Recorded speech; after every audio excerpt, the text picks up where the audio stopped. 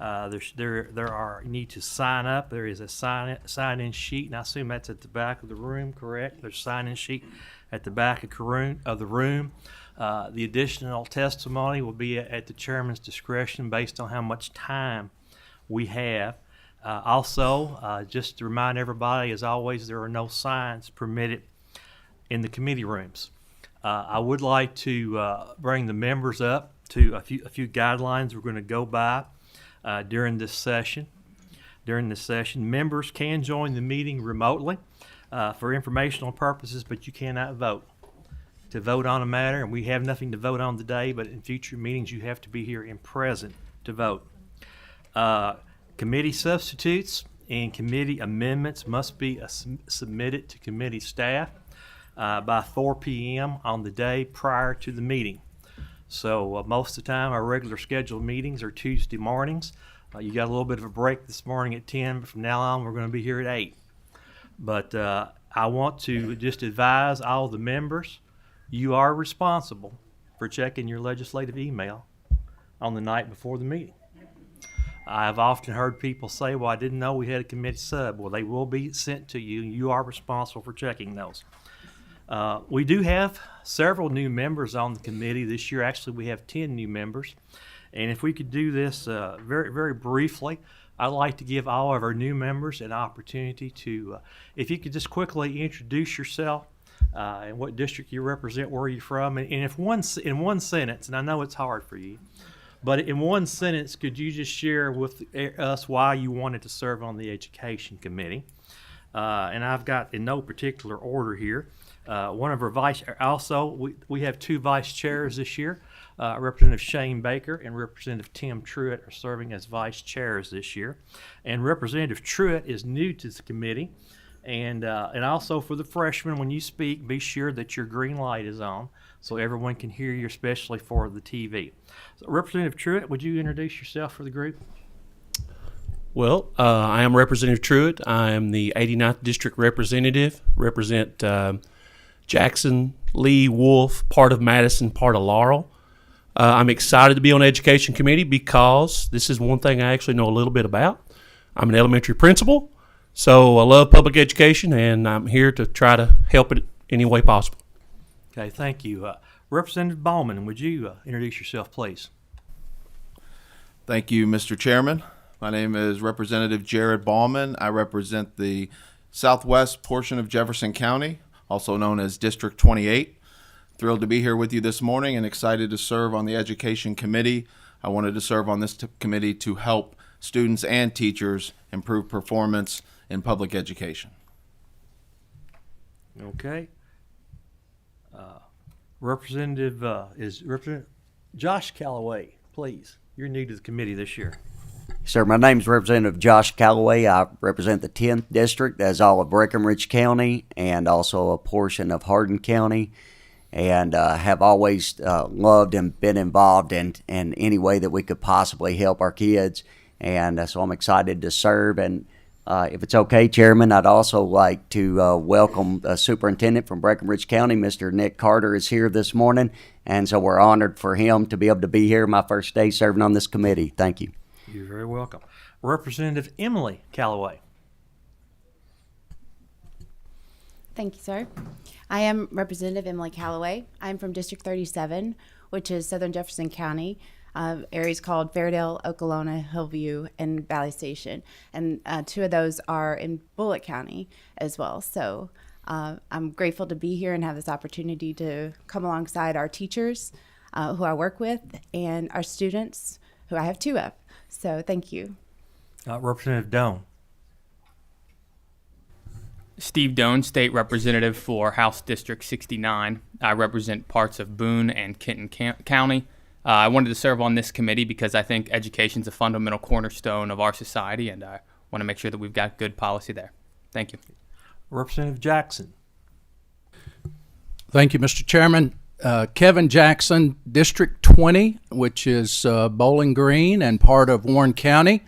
And I wanted to serve on this committee because I spent 32 years in education and coaching, and then another 5 years on the Warren County School Board. So 37 years total in education, and I might say that Representative Riley and I, one of our math teachers from high school, is here today, Miss Brenda McGowan. So welcome, Ms. McGowan. Thank you, Mr. Chairman. Okay. Representative Massaroni. Hello, I'm Candy Massaroni. I am from Nelson County, District 50. I am very passionate about education and our children. That's why feel very blessed to be on the Education Committee. And Chairman, I would also like to welcome one of our superintendents, Mr. Ryan Clark, and his staff today. Okay. Not new to the General Assembly, but new to the Education Committee, Representative Raymond. Thank you. I'm Josie Raymond. I've been trying to get on this committee for 5 years. I made it. So I represent Atherton High School, St. X High School, and Assumption High School in Louisville in House District 41. I'm a former middle school teacher, a current substitute teacher, and I'm a public school mom. Okay. Representative Rollins. I'm Steve Rawlings from Northern Boone County, District 66. I want to be an advocate for students and teachers and parents. Parental rights is a big priority of mine. Okay. Also new to the committee, but not present at the time, is Representative George Brown from the Lexington area. We're glad to have him. We do have some members who would like to make some introductions. Representative Bojanowski. Yes, thank you very much. I would like to introduce my intern this morning. I'm not sure if she's made it into the room yet. Her name is Emily Crow.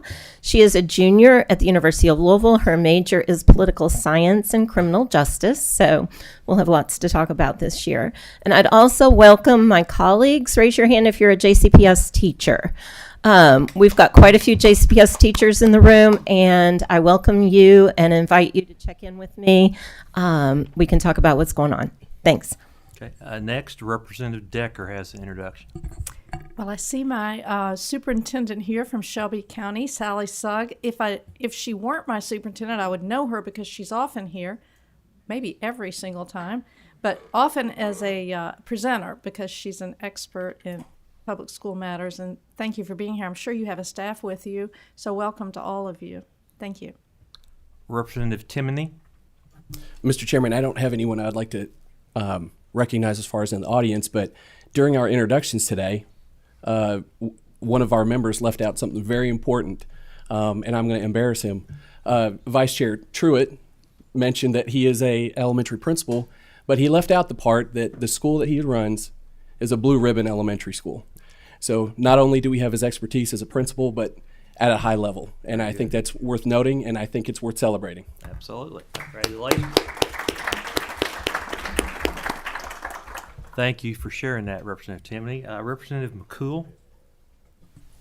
Yes, Mr. Chairman, I'd like to introduce my intern, Zach Weston from EKU. Okay, thank you. At this time, Mariah, would you call the roll, please? Representative Ballman. Present. Representative Bojanowski. I'm here. Representative Brown. Representative Emily Callaway. Present. Representative Josh Callaway. Present. Representative Decker. Present. Representative Doan. Present. Representative Jackson. Present. Representative Lewis. Here. Representative Massaroni. Present. Representative McCool. Here. Representative Rayburn. Representative Rawlings. Present. Representative Raymond. Here. Representative Riley. Representative Timoney. Here. Representative Weber. Here. Representative Wilner. Here. Representative Baker. Here. Representative Truitt. Here. Chair Tipton. Here. I will note Representative Raymond called me this morning, had an issue at home with the family, had to be taken care of, and she apologized for her absence this morning. Oh, she's here now. She made it here, okay. No, Rayburn, Felicia. Okay. Sorry. I talk country sometimes. It's hard to understand. All the time, okay. Yes. Representative Timoney has another point. Thank you, Chair, and I apologize. I won't talk a whole lot in this committee. Actually, I can't make that promise. But I think it's also important that we recognize our new chair. Chairman Tipton, you've done a lot of excellent policy work in education, and we look forward to your leadership. Well, thank you. Appreciate that. And with that, let's get to work. The purpose of our meeting today, of course, is just for discussion only, for informational purposes. And I recently was in a constituent meeting in my district, and we're talking about this issue of the shortage of teachers. And a constituent said, "Do we really have a teacher shortage?" So I think it's important for us to get the information out there, to have the accurate information out there, the details, so that we as policymakers can make appropriate decisions. And so we've got some guests today. The first person on our agenda is Bo Barnes from the Teachers Retirement System. Mr. Barnes will come forward. I will make a note that I have made a decision as chairman. When I was chair of the Budget Review Subcommittee for Post-Secondary Education, I started to practice. All presenters were sworn in, and I will continue that practice as chair of the Education Committee. I just want to make a note of that. Mr. Barnes, will you introduce yourself for the record, and then I will swear you in. Yes, Mr. Chair. Bo Barnes. I serve as Deputy Executive Secretary and as General Counsel for the Teachers Retirement System. Please raise your right hand. Do you solemnly swear or affirm you tell the truth, the whole truth, and nothing but the truth, so help you God? I do. Thank you so much. Please go ahead with your presentation. Okay. Thank you, Mr. Chair. I've been asked today to give a brief overview on TRS's newest retirement account tier, TRS-4, and then also I have a slide to share with you that shows teacher retirement patterns over the last several years. And then just very quickly, I'm going to start with a couple of slides, not spend much time on them, but just to give you a recap of where TRS is today from an actuarial perspective. And with that, we'll move to this. And so this slide shows TRS assets, liabilities, its unfunded liabilities, and its percent funded for the pension trust as of the most recent valuation performed by our independent actuary for the fiscal year ending June 30th, 2022. I'm just going to focus on one number here to the far right, 58.8%. That is the funded status of TRS as of June 30th. And while by not much, that is the highest funded level that TRS has had in several years. And I need to acknowledge here how appreciative and critically important the additional funding TRS has been receiving since 2017 is. It helps us not only with our investments, and for example, we now have liquidity so we can take advantage of down markets like we've had since starting about this time last year and hit rock bottom in the summer. We can now buy low and sell high, which is what we continually do. So we're very appreciative of that. This additional funding also allows us to implement our funding plan to pay off this legacy unfunded liability that was over a 30-year period. We're now into the amortization period, so we have less than 30 years to go. And just very quickly on this slide, this shows the projections of over about 30 years for where we're going to be and where we're headed. And just very quickly here, all these projections are on an assumed investment rate of return at 7.1%, a very conservative return. It doesn't mean we have to get 7.1% every year. It means over the long term we have to average 7.1%. And historically we have done better than 7.1%. So just very quickly here, focusing on the bold blue line, that is the funded status of TRS. And you see to the far left side of this graph, it's pretty flat. That's where we are today, the 58.8% growing slowly. And this is typical with pension plans. And then you see after a few years, it starts growing sharply until we reach 100% funded status. And the reason it grows slowly, I'll use an analogy, just like when you have a home mortgage, and in those early years, you're paying more interest than principal. And then slowly you start building up, and then you reach a tipping point, you start paying more and more principal down. Same thing, same analogy applies to pension plans. So we can see there is a 100% funded level there in the future. The bold gold line shows the unfunded liabilities. You see in just a few years, we're going to start seeing a sharper downward trend on those until we get to the point we have no unfunded liabilities, at which point we're 100% funded. And at that point, the cost to the Commonwealth for TRS, when we're 100% funded, and we don't have to put all this money into paying off these unfunded liabilities, these legacy unfunded liabilities, in today's dollars, less than Social Security, okay? Less than what the Commonwealth pays for Social Security. So, and that's reflected in the bold green line at the bottom. You see the contributions rise steadily over the amortization period and then decline sharply when we pay off the unfunded liabilities and are 100% funded. This slide just briefly shows that TRS actually has 4 different retirement account types, and they all depend on when the individual entered the system. And for our newest retirement account type, TRS-4, it is for individuals who entered TRS for the first time on or after January 1st, 2022. This slide just shows who our membership is in the system, and by far, it's the 171 school districts. 95% of our membership are the school districts. And then most of the rest of that's going to be the 5 universities. And then we have a very much smaller population of members, Department of Education, tech ed schools, school for the blind, school for the deaf. Those make up a very small sliver of our overall membership. Okay, TRS-4. So TRS-4, again, for individuals who become members of TRS on or after January 1st, 2022. TRS-4 is a hybrid plan, okay? And what I mean by that is it's part defined benefit, it's part defined contribution. And if we go through these bullet points, I'll show you how that works.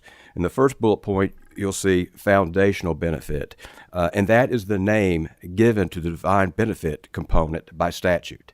And by defined benefit, we're talking about it's a defined benefit pension that provides a lifetime annuity based on a set formula.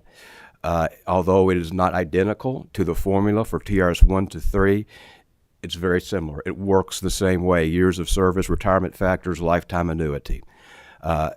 The second bullet point, supplemental benefit, that's a defined contribution savings account. And member and employer contributions go into this account just as they do for the foundational benefit. And at retirement, when the member retires this foundational benefit, they may choose to take a lump sum disbursement of their supplemental benefit, all the earnings and interest that accrue to it, or a partial disbursement, or they may choose to annuitize it to provide a lifetime annuity, or they may leave it in there and continue to draw interest. Another component of the supplemental benefit is that the statute allows for voluntary contributions by the member and by the employer so they can build up even more retirement savings over their career. And then all of these contributions are professionally managed at TRS at very, very low cost. TRS-4 also provides access to the same health insurance that TRS 1 to 3 members receive, and it also increases somewhat the life insurance benefit that is available to TRS-4 members. Contributions. This is the employee, the TRS-4 members' contributions. They pay 14.75% of their salary for their retirement. 9%, by far the most, goes into the foundational defined benefit pension plan, and 2% goes into the supplemental savings account, the defined contribution plan. Of course, the employer makes contributions to both these funds too. For the supplemental, they're making the same 2% contribution. And then 3.75% of that 14.75% goes towards their health care. And these contribution rates are for our non-university members who are not in Social Security. We're a Social Security replacement plan, so their contributions are a little bit higher. Their benefits are a little bit better to make up for the fact they're not in Social Security. University members are in Social Security, so what they contribute, the benefits are all a little bit less because they also have Social Security benefit. On this slide, the viable contract, I think most of our members have heard about that statutory and viable contract that protects the benefits for TRS 1 to 3 members. There's also a viable contract application for TRS 4 members in that what they have earned cannot be reduced. It cannot be taken away or reduced or suspended. And all the very significant things that the bill did that set up TRS 4, and it made a lot of important changes. The most important one it did by far is to make sure that this benefit for these TRS-4 members is always going to be well funded, at or very nearly at 100% funded. And hand in glove with that the Commonwealth would not have any responsibility for any any small measure of unfunded liability that might develop for TRS-4 members ever. And the way that works, we have a new benefit tier Even though the money that comes into this benefit tier, those monies are commingled for investment with TRS 1 to 3 members. It is accounted for differently. So we have TRS 4 starting just last January. It starts out at 100% funded. And the contributions, the funding coming in for this, it's very well funded. So our actuaries don't see it ever going below or much below 100% funded long term. But the statute provides that if something happened and the funded level of this were to go below 90%, our Board of Trustees would have to take action prospectively, not adjust benefits already earned, but prospectively there are certain actions they would have to take. And before it got to 90% funded, the board could take action. So what kind of action could the board take? Well, first, as I said, TRS-4 is very well funded. And the statute or the bill that set up this new tier provided for something called a stabilization reserve account. And that is like a rainy day fund. We're going to be getting, over the years, our actuary believes, more than we need to fund this tier. So the additional money coming in will go into the stabilization reserve account, rainy day fund, to make sure that these benefits provided for our TRS-4 members are always very well funded. So if for some reason something unforeseen did happen and we started seeing a decline in the funded status below 100%, certainly below 90%, the board has to take action. The board could draw from this rainy day fund, the stabilization reserve account, to get the TRS-4 benefits 100% funded again. If that wasn't sufficient, the statutes allow the TRS Board of Trustees to take other action, such as temporarily reducing or suspending, for example, the 2% by the employer, the 2% by the member that go into that supplemental savings account. Don't anticipate that would be required, but that's an action that the statutes allow the board to take. And they could also take other actions prospectively for benefits, reducing the COLA for a year, for example. So very importantly, this TRS-4 is designed to make sure that this benefit is well funded for our TRS-4 members. And this is my last slide. It's on our retirements over the last several years, dating back to 2009. They change from year to year for various reasons, but you see fairly consistent. And if you look at our most recent retirement year, 2022, right in line with past years, 2020 and 2021 were down just a little bit. Don't know with certainty the reason for that. Anecdotally, we hear it may be related to the COVID, the pandemic, and measures taken then, but you can see that 2022 is not out of line and pretty consistent with prior years. And Mr. Chair, that concludes my presentation. Thank you. Could you keep that slide up there for just a moment? And really, this was the main reason, purpose I wanted you to come today and share this information, because we hear a lot about in relation to the teacher shortage. Well, teachers are retiring earlier, they're getting out, and I wanted us to have the actual number on what the retirement pattern is. So it appears to be fairly stable. Yes. Do you happen to have the number or close to the number of TRS members who are at 27 years of service or greater, an approximate number? I have the number eligible to retire, and that's about 9,000 members are eligible to retire. That's about 12% of our total full-time and part-time membership. So there are about 9,000 members who could retire if they chose to at this time. Yes, sir. A follow-up question to that, and of course, some of this, we got new members, I want them to understand. What advantage is it to a teacher, a member, who's at 27 years to continue their service on to 30 or beyond? What are some of the benefits to them if they continue their service? Well, we made several changes were made many years ago to entice teachers to teach longer.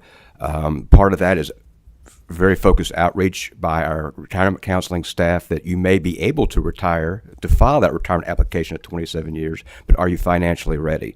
So we do a lot of counseling with our members about the advantages of teaching longer. Some of those advantages include what I'll call a carrot. One of the biggest carrots that we have is that for our members who wait and they retire with 27 years, but at least at age 55, very critically, then their retirement allowance is calculated on their 3 highest salaries as opposed to their 5 highest salaries. And every member who comes in age 52, 53, I guarantee our counselors are hitting them hard on, you really need to wait. That's good for them because when they do retire, they're going to be better financially able to do that. They're going to have a better pension. And it's good actually for the retirement system because we are delaying paying out pension and health insurance benefits. There are other ways that we try to encourage them to teach longer too. For our it's a 2.5% retirement factor that is applied to their retirement. So, for example, someone who retires with 30 years of service, that 2.5% applies to every year. 2.5 times 30, they get 75% of their final average salary. It's more on their highest 3 salaries as opposed to their highest 5 salaries. That's why they wait to age 55. But for years of service in excess of 30, just years in excess of 30, it goes from 2.5 to 3.0 to encourage them to teach longer. We also really tightened up return to work in 2002 so that teachers wouldn't retire as soon as they got 27 years. And a result of all of this that I've just discussed, we've seen the average retirement age rise from about age 54 when I joined the retirement system over 20 years ago to closer to 59 now. So it's a remarkable change. And again, that's to the benefit of the teachers and the system. And by the way, especially for the new members, if you have a question or comment, just raise your hand, let staff know. In regard to the new system, I have this question. Of course, everybody understands that the teachers are not eligible for Social Security. That was a decision that was made many, many years ago. Now, it's my understanding that any benefit plan that we offer for the teachers is required to be what's referred to as a qualified Social Security replacement plan. Yes, we have to be. Yes. Our new Tier 4 is a Social Security qualified replacement plan. That is correct. Okay, I just want to make everybody understand that. And just one other clarification, anybody else has a question they can ask. Over the past few weeks, I've heard people, you referred to the Tier 4 as a hybrid plan, which it is. But I've heard people refer to it as a hybrid cash balance plan. Is this new tier a hybrid cash balance plan? It is not a cash balance plan. Okay. And just for reference, back in 2013, Senate Bill 2 for our Kentucky retirees, county retirees, for employees that after January 1st, 2014, they are in a hybrid cash balance plan. So sometimes we have to understand these systems are different. The terminology gets commingled sometimes, but I just wanted to be clear on that. Thank you for your presentation. Any other members have any questions at this time for Mr. Barnes? Thank you, Bo. Thank you, Mr. Chair. And at this time, I'll ask Commissioner Glass to come forward.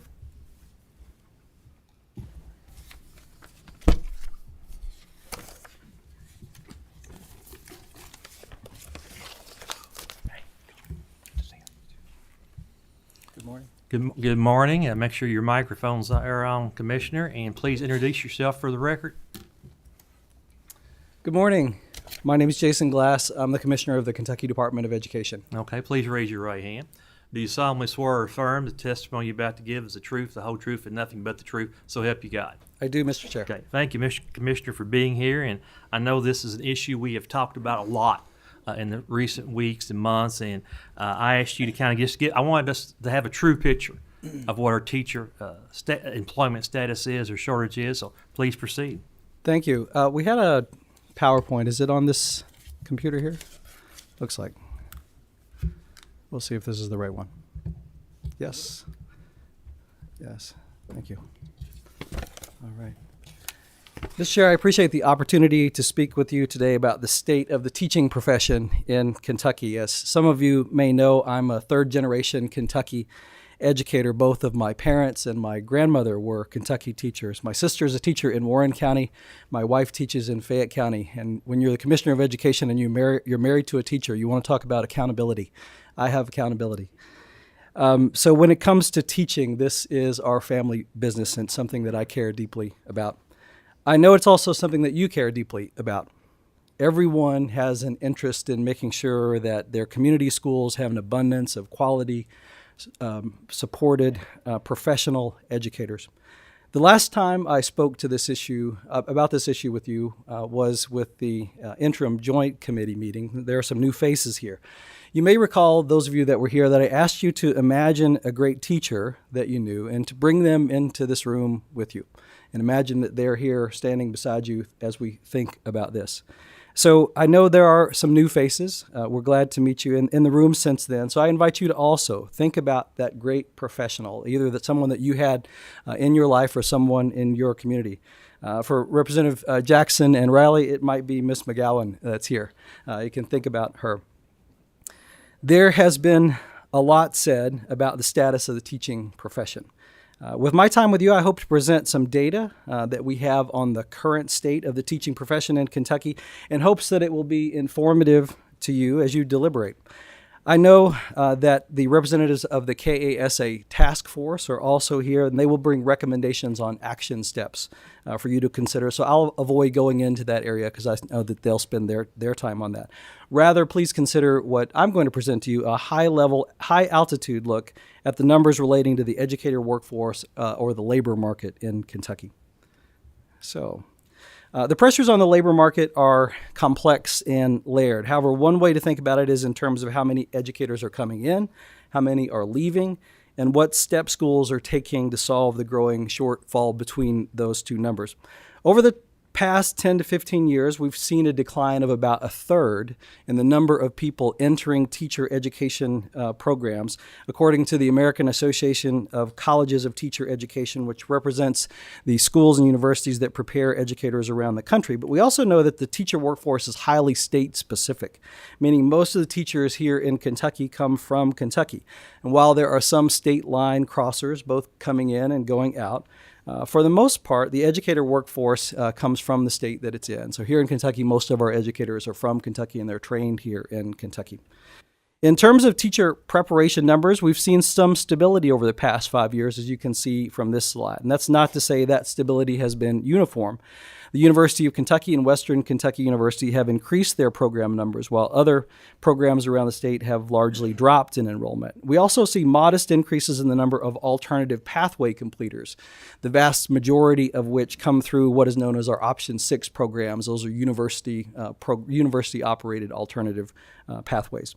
Former UK Dean Julian Vasquez-Heilig told me that while the UK has been successful in increasing the numbers in their program and in completers, really bucking a national trend, he was having an increasingly difficult time getting those graduates to take teaching jobs in Kentucky, ostensibly due to the other possibly better paying job opportunities outside of teaching.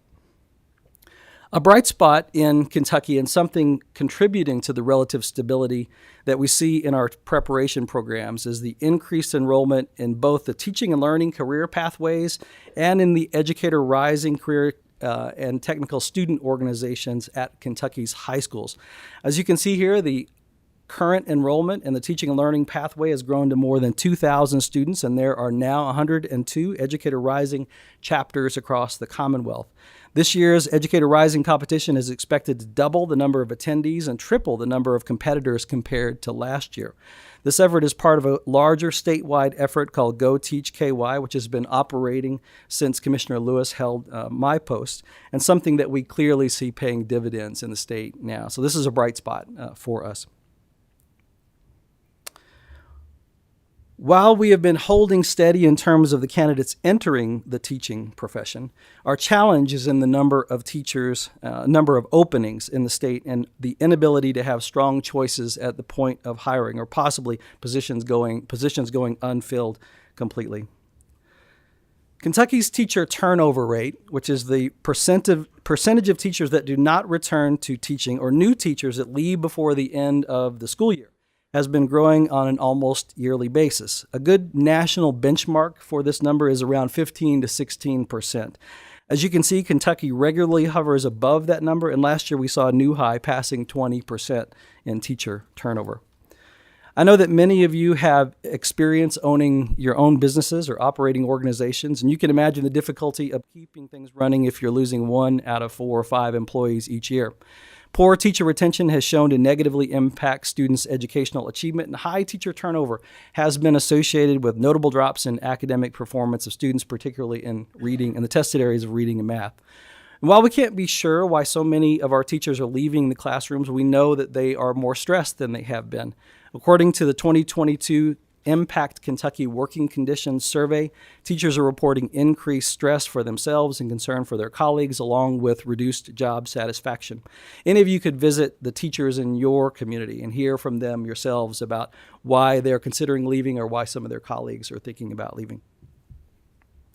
So shortages in critical areas are not new, such as in early childhood, special education, math, or science, but we're also seeing a troubling increase in the stress in the areas where we already had shortages. So where we had shortages before, math, science, special education, early childhood, those shortages are becoming even more severe than they were before. A critical shortage area is defined as having a lack of certified teachers in a particular subject area or grade level using the prior year's hiring data. KDE reports these critical shortages to the U.S. Department of Education annually. From 2018 through 2021, the reported critical shortage areas remain relatively constant at around 42 areas a year. However, this past year, the number of reported critical shortage areas has had a marked increase.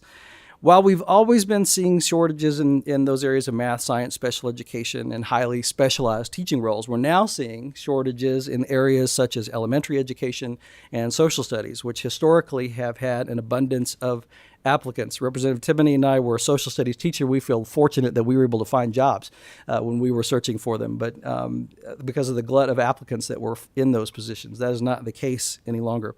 These challenges are particularly tough in rural areas, which account for the vast majority of Kentucky's 171 school districts. As you can see here, where those critical shortage areas are showing up, and we're seeing them in all parts of the state, both in urban, suburban, and in rural parts of Kentucky. So, and you can see the shortage areas here that we have in the most recent submission to the U.S. Department of Education. So what are districts doing when the number of openings is increasingly, the number of openings is increasing, especially in those critical shortage areas, but the number of candidates is not increasing. The number of candidates is holding steady, but the number of openings is increasing and the turnover is increasing. Well, one effect is that districts are having to be less choosy when it comes to selecting teacher candidates. Some superintendents have told me they feel fortunate to get one applicant for some positions. Districts are also increasingly relying on emergency certifications, which allow people to teach in areas outside of their certification to fill open positions, which leads to this next slide. The Education Professional Standards Board granted 383 one-year emergency certificates during the 2017-18 academic year. So that's that number at the bottom. This year, EPSB approved 1,156 emergency certifications, more than a 200% increase. And the EPSB doesn't just hand emergency certifications out. To be eligible for an emergency certificate, districts must assure that diligent efforts have been made to recruit a qualified teacher.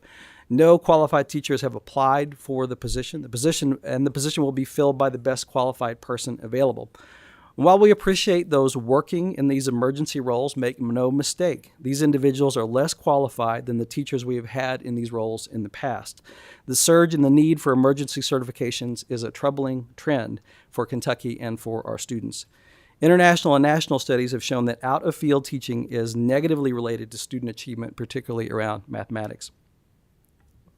So again, teachers who are teaching out of field can provide short-term solutions to staffing issues, but the effect is that we're hiring more people into teaching roles who are less prepared and qualified than we have had in the past. And these out-of-field teachers are being placed, where they're being placed is also a concern. As you'll notice by this slide, the number of students being taught by an out-of-field teacher is not evenly distributed across the state. During the last school year, which is the most recent data that we have, 3.6% of Kentucky students attending a non-Title I school were being taught by an out-of-field teacher. For students attending Title I schools, which are schools that are serving larger numbers of economically disadvantaged students as measured by those qualifying for free or reduced lunch, that number jumps to almost 8%. So not only do these students typically come in further behind and with more challenges, they're more than doubly likely to have a less qualified teacher working with them. So what can we do? There are good reasons to be concerned about the state of the teaching profession, but we should also take heed of that maxim often attributed to Sir Winston Churchill, never let a good crisis go to waste. Now is the time for Kentucky to take meaningful steps towards supporting the teaching profession and commit to the long-haul effort that it will take for us to restore teaching to the desirable role that we all want it to be. The reasons for this shortage are complex and longstanding. One issue relates to the total compensation level of our educators. After years of erosion of the pay and benefit levels of our educators, coupled with weakening of individual retirement incentives to remain in the profession, we shouldn't be surprised that the teacher labor market is presenting us with a shortage. This is a basic and predictable economic result. A second issue relates to the complexity and the demands of the job. As Kentucky's failed to provide funding increases to schools to keep up with inflation, districts must respond by eliminating positions and supports. Yet the need for these roles remain, and they fall upon those left working in the building. So when schools are destaffed over a period of years, class sizes increase, and the workload on those remaining in the building becomes all the more demanding. And the third reason that we're seeing teacher shortages relates to the politicization of education over the past few years. As debates over what to do when it comes to COVID area policies became increasingly partisan, educators were often caught in the middle of intensely personal attacks where there were no solutions that would appease everyone. As distressing as all of this may be, the origins of the problem are also the potential solutions. At least in my estimation, it all comes down to these three things: pay, support, and respect. And if we work on increasing total compensation, support for our educators, and respect for our educators, I believe we can begin turning the tide on this difficult issue. I also think that we have to be clear-eyed about the magnitude of the challenges that we face. We didn't get into this problem overnight, and requiring it is going to take a focused and multi-year effort if we want to see real results. We have to be wary of quick fixes, small-scale solutions, which look good on paper, but will not create the magnitude of impact we need to make a dent in this enormous challenge. In short, we need solutions at the scale of the problem. Thank you, Mr. Chair, for this time, members of the committee. I'm happy to entertain any questions or comments or feedback that you may have. Thank you, Commissioner. Appreciate you highlighting this importance of this issue and where we stand. Commissioner, I'd be remiss if I didn't ask you the question I'm getting ready to ask you. In the last few days, there have been media reports and seems to be some confusion about some data, some numbers that have been presented to individuals, and it's about the comment that we have 11,000 teacher vacancies. I understand where that number comes from, but I think it's important for the members, everybody to understand. Could you share a little bit about the Kentucky Educator placement system, how it works, and could you give some context to that number we're hearing, that 11,000 number we're hearing? Sure. Thank you, Mr. Chair. The Kentucky Educator Placement System, or the KEP system, captures certified vacancies across a number of different roles. And so it includes classroom teachers, but also includes other roles as well. So it's not a good measure of classroom teacher openings, but it is a good measure of certified openings. It's also not a good point-in-time measure. So districts will upload or add vacancies to that. They may remove them in a batch. So while there's some accuracy over a period of time, at any point in time, it's not a good dipstick for the number of openings that are in the state. The 10,800 or 11,000 number that's often bandied about represents the total number of openings over an entire year. It doesn't represent the number of openings that we have at any one time. The KEPS is an older system, and it had a purpose when it was initially created. It does give us a look into how many openings we have in the state and where they're coming from, but it's not a real-time data system. That could be something that we could look at, is changing the structure of that system so that we have more accurate, better, more timely data on the number of openings. The 11,000 or 10,800 number also does represent a high watermark, so it's more openings than we've had. So it's I would say that the KEP system has some significant limitations and caveats when you talk about it, but it is a piece of information that can inform us as to the status of the teaching profession in Kentucky. Do you have any data on how many job openings were placed on this, say, 4 or 5 years ago compared to today, or do you have that data? We do have that data. I don't have it with me available. It's something that we can provide to this committee. That'd certainly be appreciated. As far as a moment in time, I actually reached out to your staff the first of the year and asked the question, how many current openings do we have? And I got an email back, and the response was, as of January 10th of this year, there were 1,517 certified vacancies on the KEPS system. Like you say, that's just one day in time, and I'm sure that number is going to vary. It's probably it'd also be interesting to know if we could know, say, like that August 1st before school started, how many openings there were at that point in time, just so we know right when school's getting ready to start, and also how many of these openings. I've heard teachers say, or principal superintendents tell me they've had openings that haven't been filled all year. So if there's a way, we need accurate data. So maybe if we need to work on a better way to capture that data, that's something we could work on. We do have several questions. Thank you, Mr. Chair. Representative Bojanowski. Yes, thank you, Chair Tipton. I also was wondering how many actual vacancies there are right now. And hi over there. And a trend line, if we're looking at a looming teacher shortage, how has that number changed over time? And I'd also like to share from my position as a classroom teacher, I think, at least in my building, we are having more stress over substitute teacher vacancies than we are over certified vacancies. And that really disrupts a day when someone who's an ESL teacher or an intervention teacher has to drop what they're doing, or the special area teachers, and take over for a class. So if there's any data on districts and their availability of substitute teachers, it might be something that we want to address.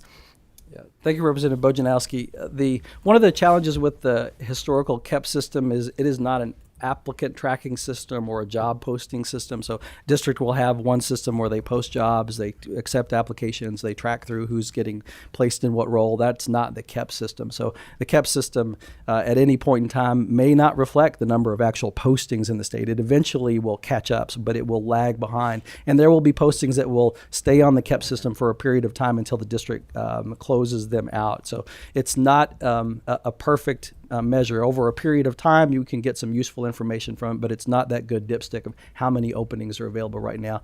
And to your point around the substitutes, this is a refrain we've heard for some time. It's not a new issue to have challenges with substitute teachers, but we're certainly hearing more struggles with that. And I think some of that relates to the sort of tridemic that we're experiencing right now with COVID and RSV and the flu have been particularly rough on districts this year. We've seen high numbers of student absences. And also, so when communities are, there are illnesses going around, that also affects the teacher workforce. So there's pressure on our substitute roles because of that as well. Okay, Representative Weber. Thank you, Commissioner Glass, for being here today. I want to bring up some information that I've gotten in talking with teachers who've reached out to me to talk about, I guess, the current status of the school system. And I know you have the points that you've listed here as responding to the shortage.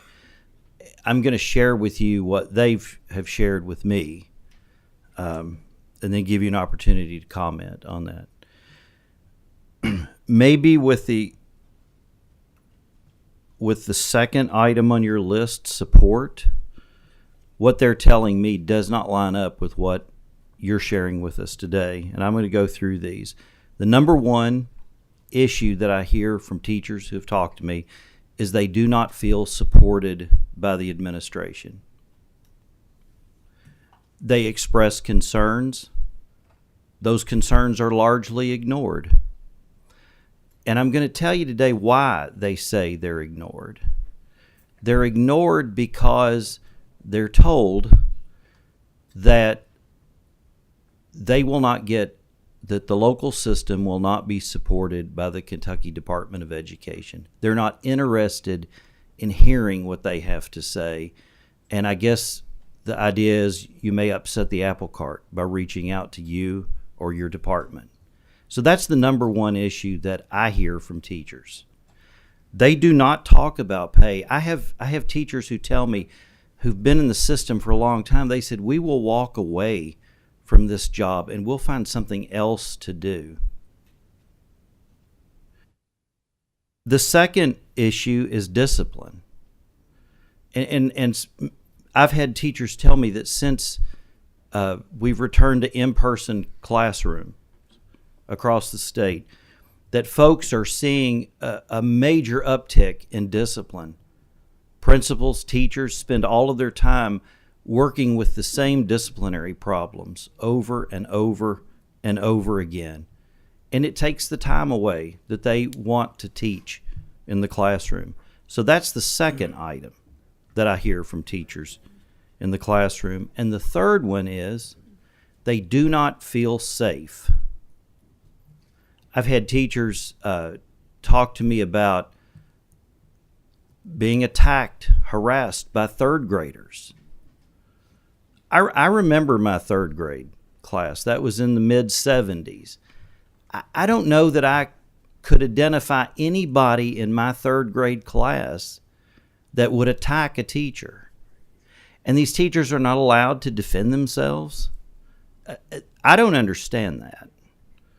I don't understand how we can expect individuals to go into the classroom and teach and deal with disciplinary problems, and you're not allowed to defend yourself or take proactive measures to keep yourself from getting hurt. Punched in the face. I've had a teacher tell me that in the effort to restrain a student, that his knuckles were just rubbed raw on the floor, because the objective there is to make sure that the child doesn't hurt him or herself. But yet the teacher has to take the abuse and the wounds and those types of things. So my message today is this, to you, Commissioner Glass. I think that you all need to step back and take a deep dive and a deep look at the classrooms across the state of Kentucky and find out what the real issues are that teachers are confronting. Because I look at your list here, and those may be factors. Those may be legitimate factors for a large number of people in the classrooms that go down the list. But I will tell you, they are not the top three. And when I have a school teacher who has been in the classroom for over 20 years tell me that she told two younger individuals that had gone through their higher education and were looking at a career in public education in the classroom, and she advised them to look at other career options, that's a problem. That's a serious problem. And we have to, I think, as public policy leaders, we have to look at the reason for that. Why would a teacher with over 20 years of experience in the classroom advise two younger individuals wanting to enter the classroom to look elsewhere for a career? And I'm going to just implore you today and those that are here to step back and take a deep dive, talk to these teachers. A lot of them don't want to talk because they're not really sure what will happen if they talk. And I will tell you that is a fact, because they do tell me. It's better off to be discontent than to try to approach their leadership about what the problems are. Thank you, Mr. Chairman. Thank you, Representative Weber. I appreciate your remarks, and certainly when it comes to the Kentucky Department of Education, we seek to be a service agency in support of our schools, our administrators, and our teachers, and anyone working in our schools, and our parents. So if there are specific circumstances where that has not occurred, I want to know about that, because it's something that I can do something about. I don't know the circumstances of the situation that you talked about, but if there was an instance where my agency was not of service, it's something that I would like to appreciate. I would appreciate knowing about, so that I can take action on that. The other issues that you raised are really related. The discipline issues and the disruptions in schools, the need for seclusion restraint. Some of that is arising sort of post-COVID. We saw a lot of disconnected students and that didn't have the benefit of supportive environment around them. And so it's taking us some time to work through that. We're certainly seeing an increase in the number of discipline incidents in schools, the increased need for proactive as well as reactive supports in place, the need for things like seclusion and restraints and trainings around that and supports for educators around that. I think you're absolutely right that those are at a high point right now. I'm hearing that as well. I also appreciate your remarks that we need to listen to the teaching profession. I absolutely agree with that.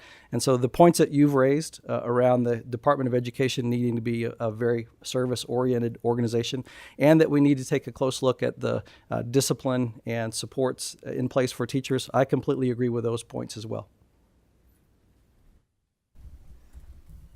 At this point, we have 6 more members who have asked to speak on this issue. I'm going to cut it off right there with those 6. And I would ask you if you could be brief because we want to give time for our KASA presenters. Next is Representative Vice Chair Truitt. Thank you, Commissioner Glass, for your presentation. I've got a question and then I've got a statement, I guess, that I want to address. First off, question. You talked a little bit about option 6. That's a program that I actually pursued to become principal. So I'm familiar with a little bit about it, but I'm wondering how many, do you have the numbers of teachers that are currently pursuing option 6? Not off the top of my head. We can certainly provide those to you. On the number of alternative candidates that we have, so there were 500 and some that were in this most recent year, the vast majority of them are in option 6. So between that option 6, the university-connected alternative pathway, and the traditional pathway, that accounts for the vast majority of teachers working in the state come through those 2 routes. Okay, thank you. The next statement I have basically is, and I want to, we talked about those 3 areas of concern. The one that stands out to me most is the respect. 25 years ago, when I pursued education, a teacher was a respected field. And I've seen a decline in that over the last 25 years. So I challenge everybody in this room, legislators, educators, administrators,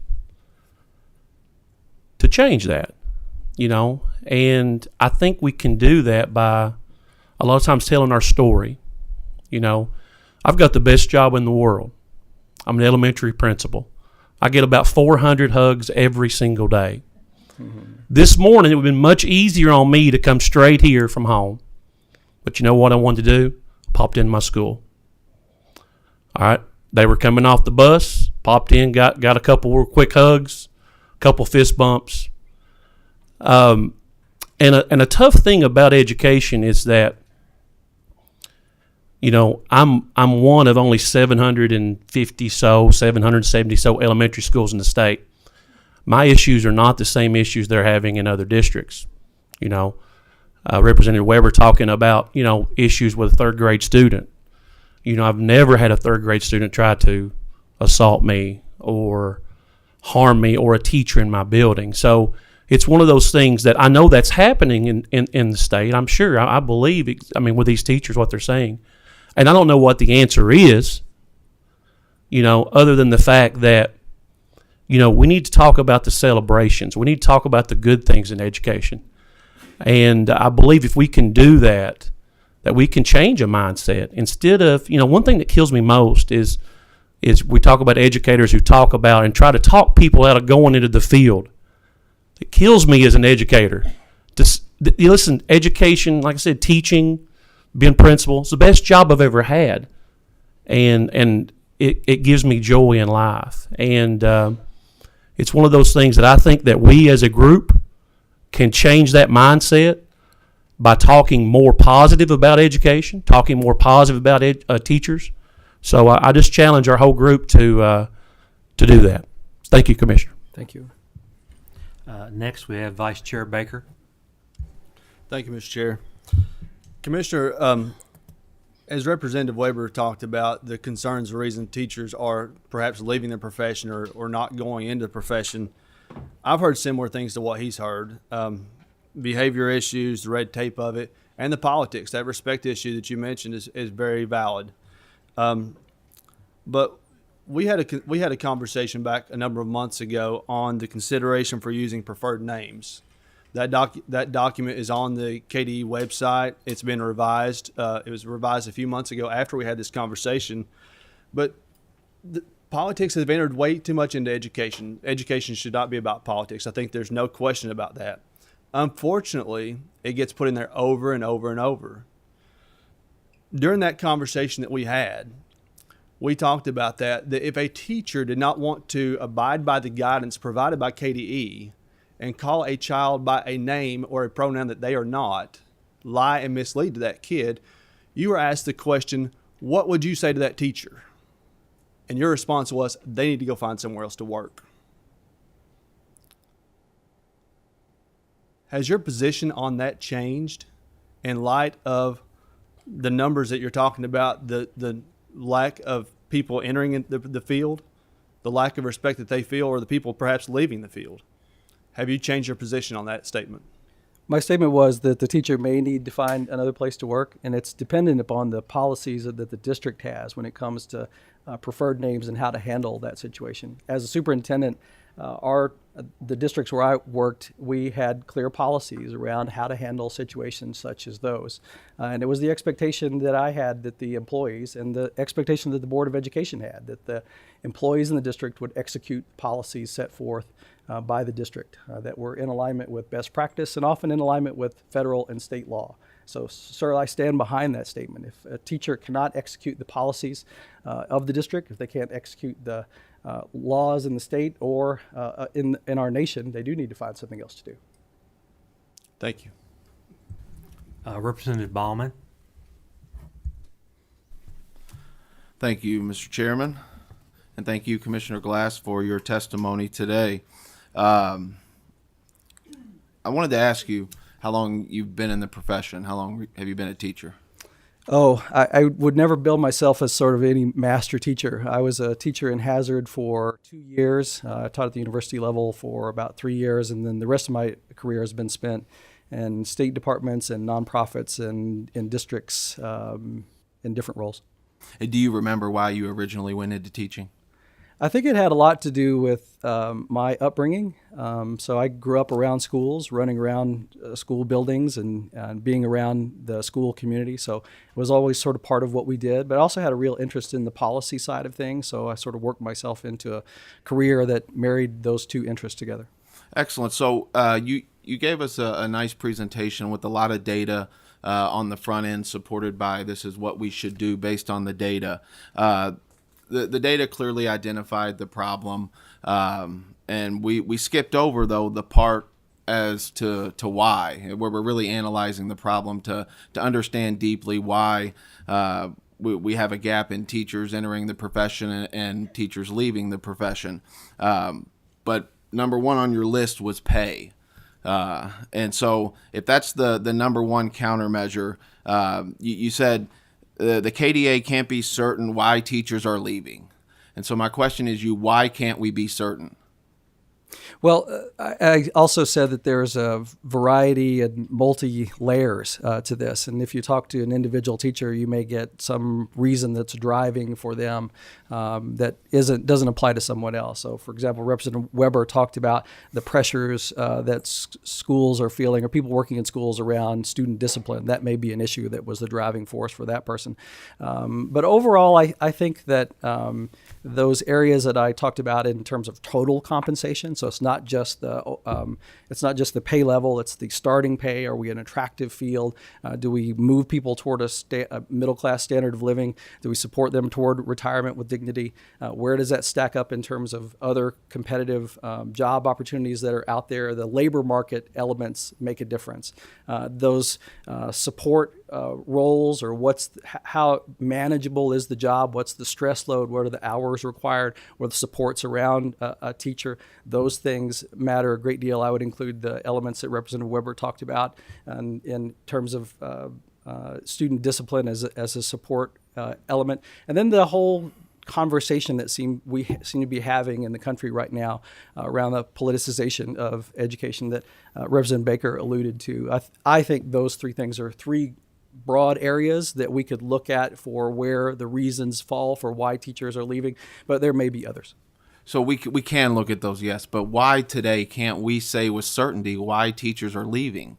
So what standard process is in place today to engage teachers as they exit as to the why they are leaving? Different districts may have exit interviews or exit surveys, so that's not something that we collect at the State Department of Education. We do have the Impact Kentucky survey, so it's an attitudinal survey of teachers every year. We ask a lot of questions about stress and workload and pressures on that. We are seeing increased pressures or teachers reporting increased stress, increased concern about their colleagues. So I referred to that data. So that is one piece of data that we know. We can also look at the data of what's inflation, what's our initial starting pay compared to other professional opportunities that college graduates may have. How does the education profession benchmark against that? So I think there are a number of ways that you could look at pay, support, respect, using different data sources to try and triangulate toward what are the reasons that someone may be leaving the profession. Representative Ballman, we do have other members. For future protocol, I know we've got a lot of new members in here. After you ask a question, if you want to ask another question, you should direct that question to the chair for permission to ask a second question. I know I gave you some grace today, but for future protocol, and I apologize, we do have a time constraint today, but thank you for your questions. Representative Josh Callaway. Yes, sir. Thank you, Commissioner Glass, for your presentation. I did have a question and then maybe a brief addition, if it's okay, Mr. Chair. But my first question is, in the 2022 budget, there were increases that were made to the SEEK amount that allowed the districts to assess and to begin some wage increases. Do we know what the impact of that is? And in coalition with that, if we've begun that process and it's making an impact, what would be your suggestions around how do we as a legislator address the support and the respect issue? Thank you. We are grateful for the increases in supports that the legislature provided to education in the last legislative session. There were particularly supportive increases that were made not just to SEEK but also to school construction and to career technical education. So I think if you talk to our educators in the state, they will say that those are making a positive impact. It has to be, I think, evaluated in terms of some historical decisions. So we know that SEEK has not kept up with inflation for several of the past years. That creates pressures on school districts and the inequities that led to the SEEK formula being created in the first place between high property value districts and low property value districts. If the state doesn't keep up on its end, all of those inequities that were in place before the Rose decision start coming back. And I think a good argument can be made that we have returned closer to that place than we ever have been before. So the state has to keep up on the SEEK side of the equation. It also has to be, I think, evaluated in terms of what's inflation doing. Of course, this past year, we saw really high inflation around the country. We certainly felt that whenever you went to the store or made payments on things, prices went up. So were schools able to give raises or increases that kept up with that? Some were, most were not. And that had to do with really what were the decisions at the district, where were their budgeting allocations made. Some districts put more resources into salaries, others put it into construction needs, others put it into the salaries for their classified staff or adding staff to deal with some of the challenges that we've talked about in terms of behavior. So I think what you see is a real variety in the ways that school districts applied those available funds. But I think overall, we did not see increases to educator salary that kept pace with the inflation that we saw last year. If I may, Chairman, just quickly. Very, very briefly. In regard to, I've heard the same thing. We know needs are different in different areas in different districts. Representative Baker alluded to a real issue that people have reached out to me about, and the pressure that's been placed on teachers that are not in the realm of basic education.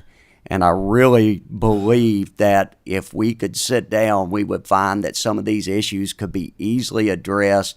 And I would say that there's no question in regard to Representative Weber's issue that the home is a big portion, a big part, and what takes place in families as to why we see the cultural issue that we're dealing with behaviors, and it starts at the house. Thank you. Thank you. Representative Decker. Yes, thank you, Mr. Chairman, and thank you, Commissioner, for being here today. I want to echo a little bit about what I've heard today from a different angle a little bit, but I'm passionate about public school excellence. I have spent about a decade of my life serving on site-based councils. My parents were both teachers. My children got a world-class education in Shelby County, and that was even before our new excellent superintendent. But what I want is for all across the state to have the same access to excellence. So in thinking about why teachers are leaving, listening to your presentation, there was a study last year that came out of Midwestern teachers. I've shared this with my superintendent. I shared it with Jim Flynn as well.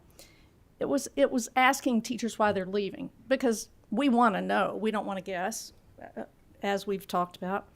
So the number one issue was discipline, lack of support in discipline matters. I'm kind of forgetting, too, salary was not it may have been third, I think it was on farther down. And then they went back to the same people and said, what if you had the salary you think is sufficient? What would you do? And they said, quit because of discipline. And by the way, among the top three, I believe, was being required to carry out woke political agendas. That was in the top. So when I go to your website, I'm sometimes just amazed at the woke agenda there, honestly. And I've seen the letter that Representative talked about a minute ago, and I've talked to teachers about that. So the teachers that I've talked to don't like that directive, but it comes from you. So I'm just concerned, and I wonder why your presentation does not talk about these other things. We've talked about them here. By the way, I can't find that on the web anymore on the site, but I've sent it to 2 or 3 people. But you say you will take that into consideration and think about it, but this can't be news. I mean, I'm really shocked that we're not talking about it here today, and I would beg you to think about it more and to think about your directives in this area, which are above teacher pay for many teachers who say, I quit because of this. Thank you, Mr. Chairman. Thank you, Representative Decker. You raise an interesting point around the impact of total compensation. I think when studies that have been done on the motivation of educators, they're primarily driven by what's called public service motivation or altruism. They want to be part of something bigger than themselves. They want to contribute to society. So that's their primary driver. But they're also human beings, and they respond to financial incentives.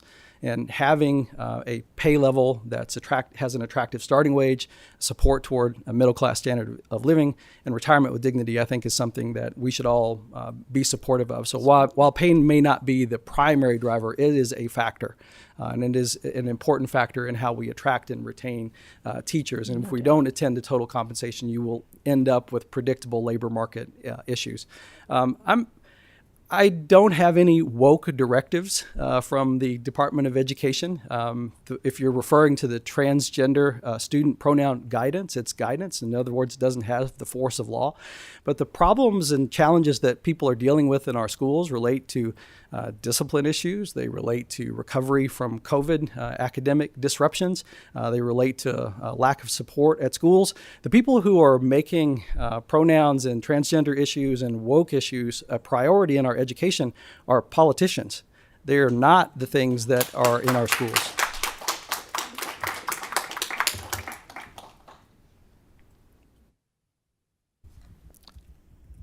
First meeting, I will remind the audience, please no outbursts or interruptions. Last question on this segment, Representative Wilner. Thank you, Mr. Chairman. Thank you, Commissioner, for being here and for your presentation.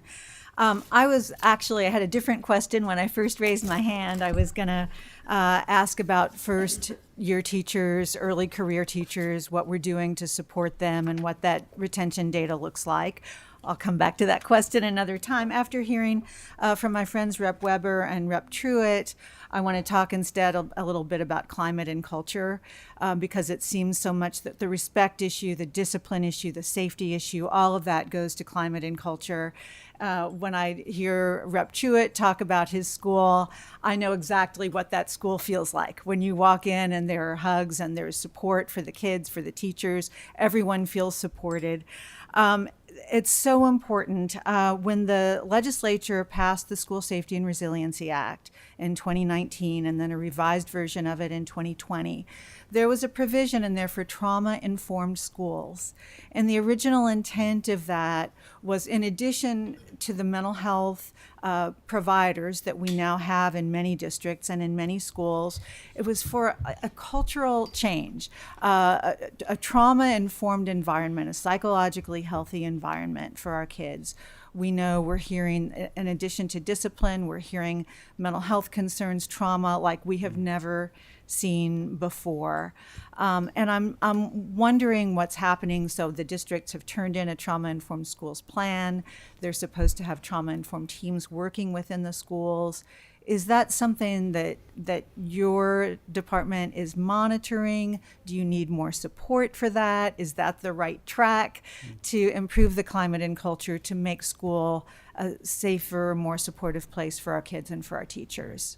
Thank you. I appreciate the question, and I will say that the work that the legislature did with the Safe Schools Act from a few years ago were absolutely steps in the right direction.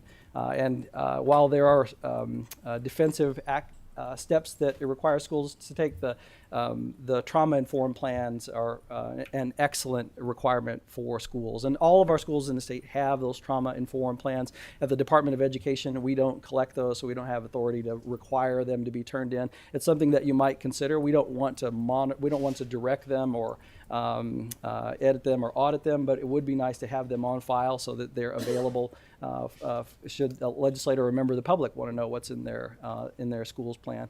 I think it points to the overall issue, and we've heard it come up several times with people in the field and by members of this committee. And it relates to the support around our educators. We're seeing an increased number of discipline issues, student behavior issues that are disruptive of school and making this recovery from the pandemic all the more difficult.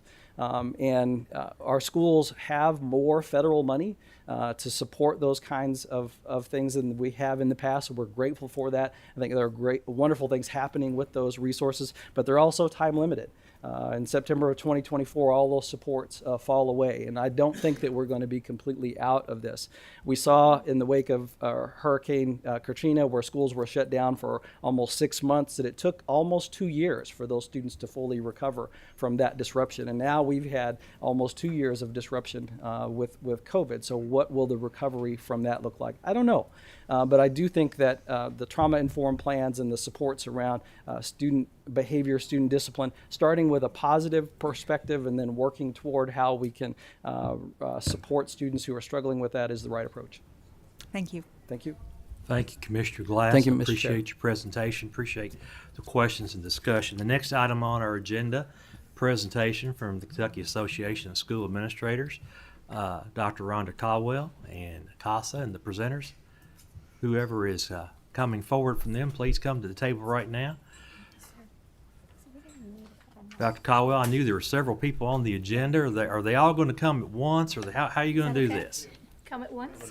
If y'all could pull a couple of chairs to the side there where everybody can have a seat, we'll, if you can find some extra chairs there, they're welcome to come up. Perfect. All right. And just like with the other presentations, make sure that your green lights are on your microphones. And would everybody identify yourself for the record, and then I will swear you in.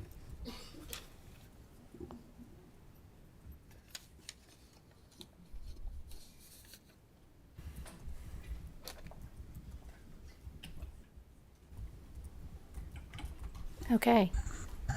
Thank you. I'm Rhonda Caldwell with the Kentucky Association of School Administrators. I am Scott Schomberger, President and CEO of the L.J. Schneider Company in Louisville, Kentucky. Tim Isaacs, I'm principal at Central. Thank you. Sorry. I'm Tim Isaacs. I'm principal at Central Hardin High School in Elizabethtown, Kentucky. I'm Jesse Bacon. Superintendent of Bullitt County Schools. And I'm Amanda Sewell. I am a public school teacher from Fayette County. Okay. Everybody please raise your right hand. Do you solemnly swear or affirm the testimony you're about to give the truth, the whole truth, and nothing but the truth, so help you God? I do. All right, thank you so much. Dr. Caldwell, whoever's going first, please proceed. Okay, thank you. Appreciate being here today. As we said, I'm Rhonda Caldwell with the Kentucky Association of School Administrators, representing school leaders in our K through 12 public schools today. And so we appreciate you allowing us the opportunity to bring the work of the Coalition to Sustain the Education Profession to you today. This is a group that was convened last summer, and it brings together more than 150 experts and thought leaders to study what's behind what may be our most critical workforce shortage of our time, the teacher shortage. It is the shortage of those who both mold and grow Kentucky's children. I like to use the words happy, healthy, and hopeful and productive citizens as they leave us upon high school graduation.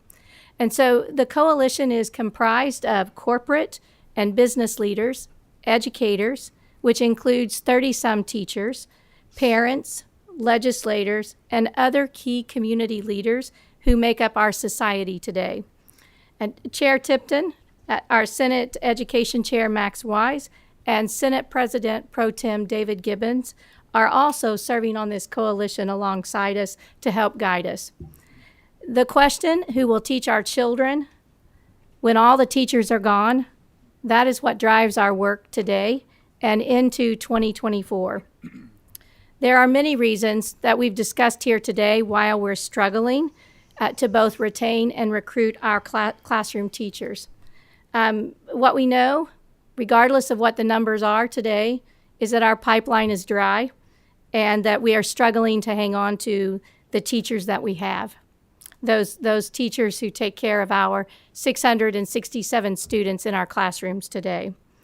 So we're grateful to come to the table alongside you to help bring some solutions. And today we bring you a report.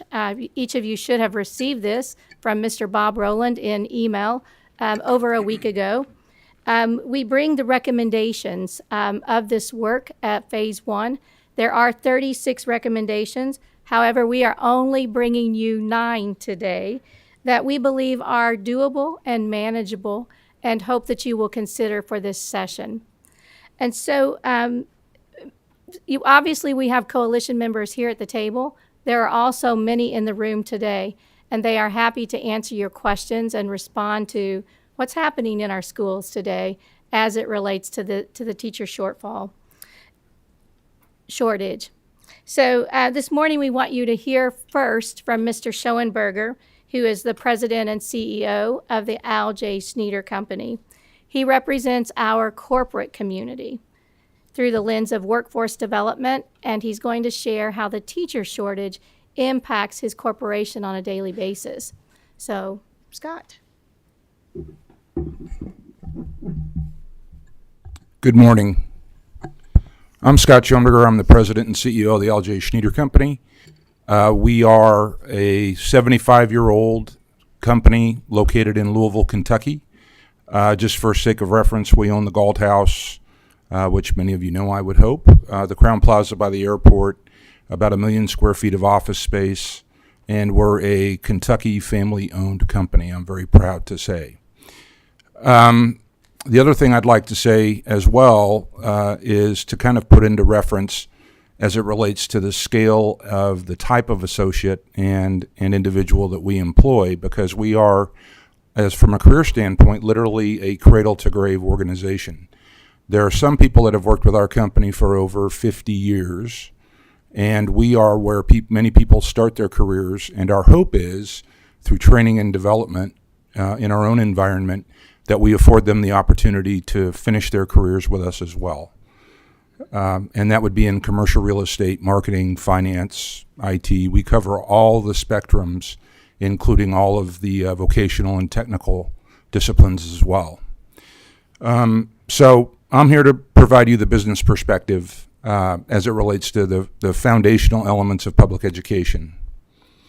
First and foremost, a vibrant and healthy educational system is the foundation of everything that we do.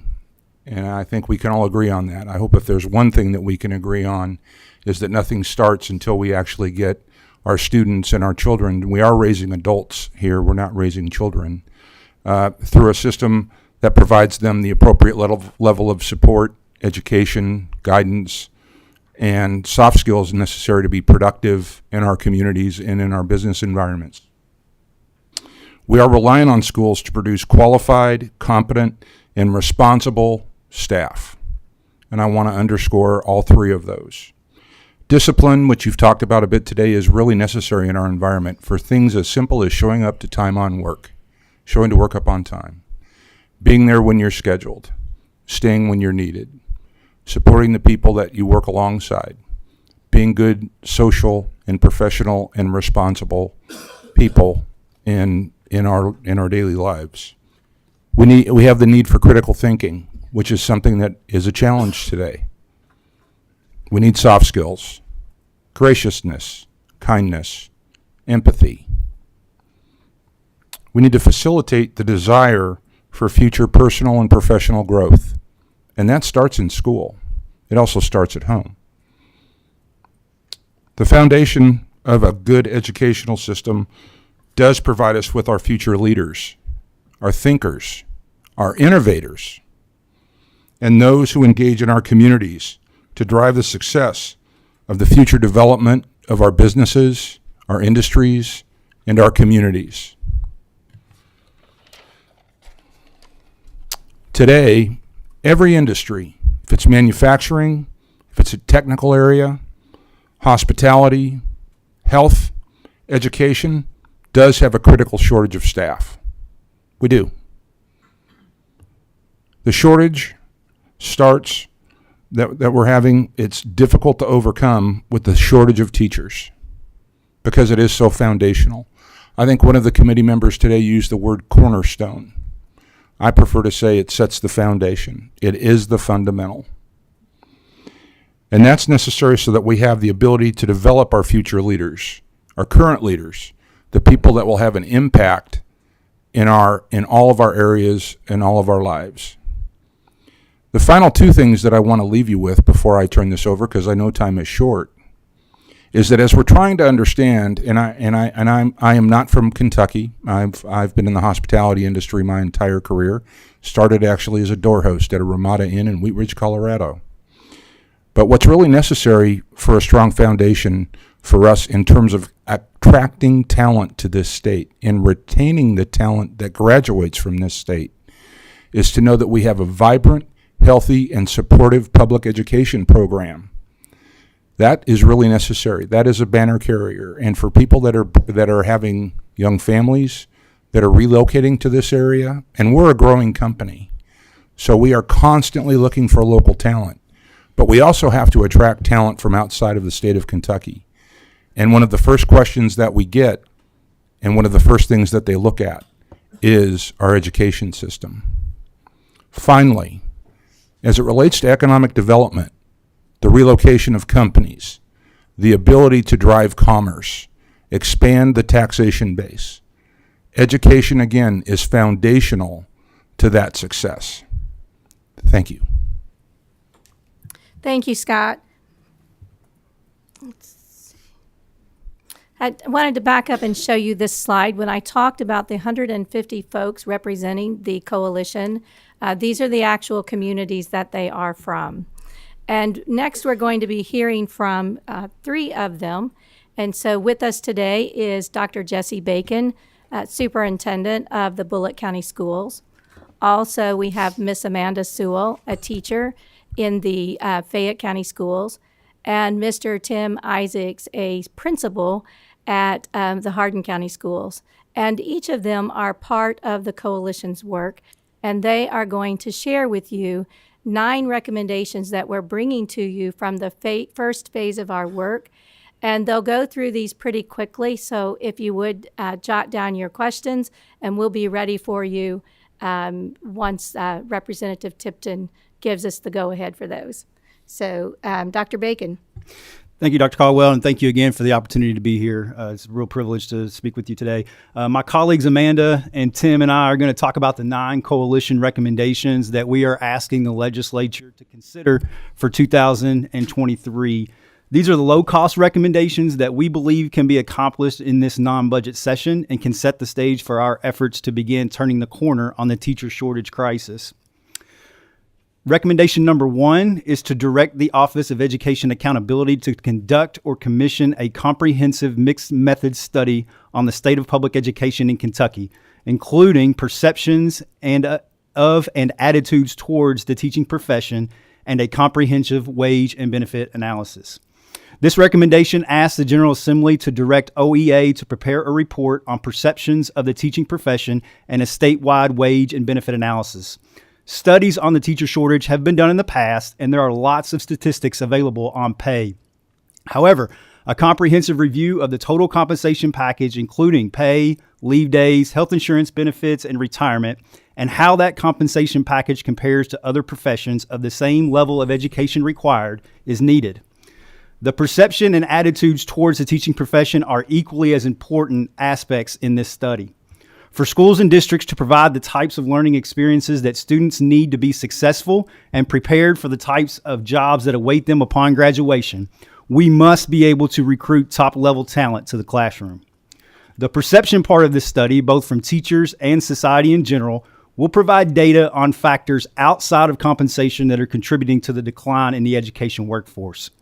While there are plenty of theories as to these factors, as we've heard about this morning already, this sort of empirical data is not currently available, and we believe can help inform future areas to address the shortage. Thank you guys again. I bring up perspective to this as a teacher, but I'm a teaching and learning pathway teacher. So Dr. Glass talked about how we have started that here in the state, and that we are training our kids here into this pipeline. So this is very important to us.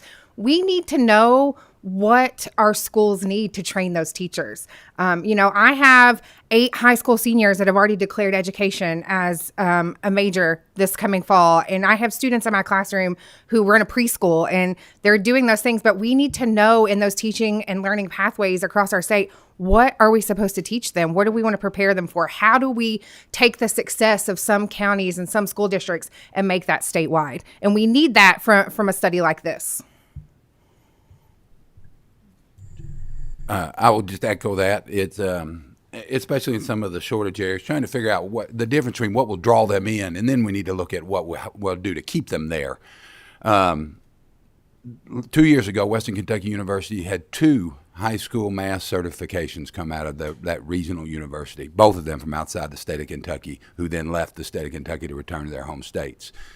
So looking at the different things that need to draw a student in, and the Grow Your Own programs that were started through KDE are wonderful starts to that, looking for opportunities to help students see education as, again, a career pathway that is valued and respected in our communities. Recommendation number 2 is to approve a resolution asking appropriate agencies to study, revise, and create a easily comprehensible and navigable system of alternative teacher certification. I need to be clear when I say this, that alternative or emergency certifications are not going to get us out of the teacher shortage. There's been a lot of discussion about the number of teacher vacancies that currently exist throughout the Commonwealth. However, we can't just look at the number of vacancies that exist. We also must examine how these positions are being filled. In our district, we've had a total of 223 teacher vacancies since July the 1st of this year. 18 of those still remain. 21 teachers have been employed using emergency certification, and another 51 have a temporary provisional certificate, meaning they have gone through an alternative program or are going through an alternative program. Many of these 72 teachers that we have hired, while they are deeply dedicated to the success of our students, have very little, if any, prior knowledge of teaching pedagogy or classroom management skills. And these are required to increase the level of support from their schools and the districts to ensure that they are successful teachers. Many districts simply do not have the human or financial resources needed to provide the level of support necessary to ensure these alternatively certified teachers are successful and ultimately remain in the profession. Having said that, alternative certification options do help us get teachers in the classroom and could become a more important solution over time as we continue to learn what works and what doesn't work about alternative certification. I just wanted to add here, we see this a lot in our district with these alternate certifications. And again, these teachers are great teachers and they know a lot of content, especially in my area with career and technical education. But a lot of that discipline issue and those support issues are coming from no background with classroom management. We see a lot of those discipline issues and we just can't support them in a way. We don't have enough bodies to mentor all the people who are coming in and still do the jobs that we're keeping up with vacancies that are open or the sub shortage that was mentioned because certified teachers are covering for subs. So these alternative certifications are great in the short term, but we do have to kind of look at, in the long term, is this really the way to fix the system? I agree.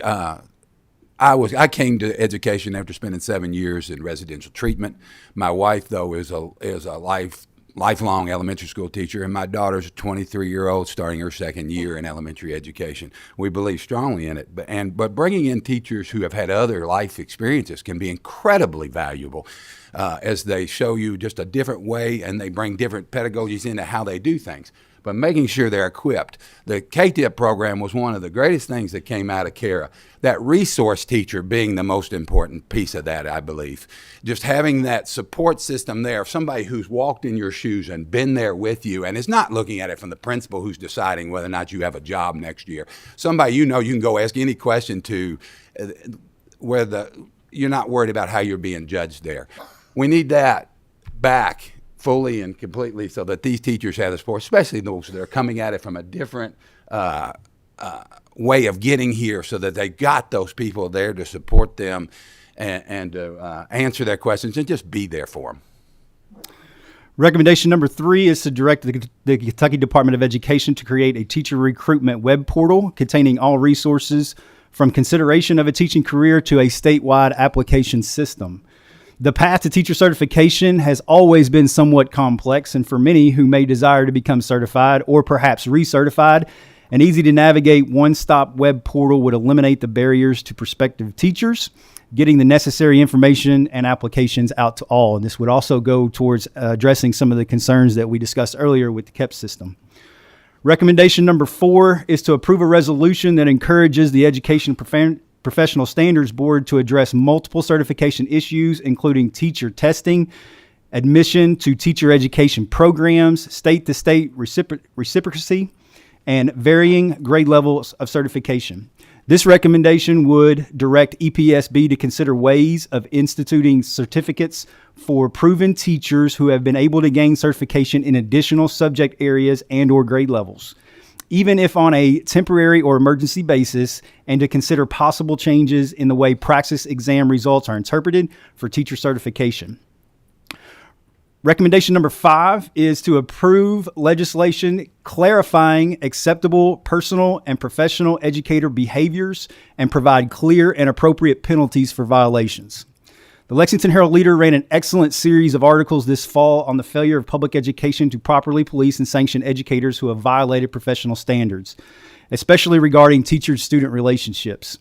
This recommendation shows a clear willingness of public education to address its own inner problems. Recommendation number 6 is to direct and provide funding for a marketing campaign to highlight the importance of education and the education profession to its citizens of Kentucky. Nothing sells without proper marketing, and for far too long, public education has been unfairly subjected to negative marketing, often from public educators themselves, as we've talked about this morning. A well-deserved marketing plan, especially one directed towards high school and college-age students, can help turn the tide on public perceptions of public education. Further, such a program could likely be funded by private industry. No one has less skin in the game when it comes to ensuring the success of public education than our business community.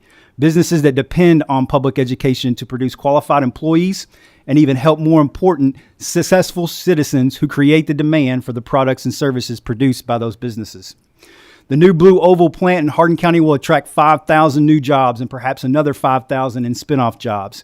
The teacher shortage presents a very real issue in how public education will staff all of the new buildings and schools to be built to educate the students who will be employees in Kentucky, attracted by the Blue Oval operation and new manufacturing facilities opening in other areas of Kentucky. I wanted to take a moment here to just say, I think Representative Truitt said this, sometimes educators are their own worst enemy. And it's very hard for me to stand in front of a group of high school kids and tell them, hey, we want you to be teachers. We want you to go into this profession. When they hear daily on the news and in the newspaper and from their family members, just negativity toward teachers. So it's almost a charge here, too, to those of you in this room and our legislators here in this building that we need you to be the leaders of this marketing campaign. We need you to help show that you respect the teaching profession and that you think that teachers are important and that teachers, are professionals and that these things are important, and that's how we're going to end this shortage. Recommendation number 7 is to direct and provide funding for the development of a model teacher recruitment and induction program and mandate the establishment of a tenure review committee for teachers inducted into the education profession under that program.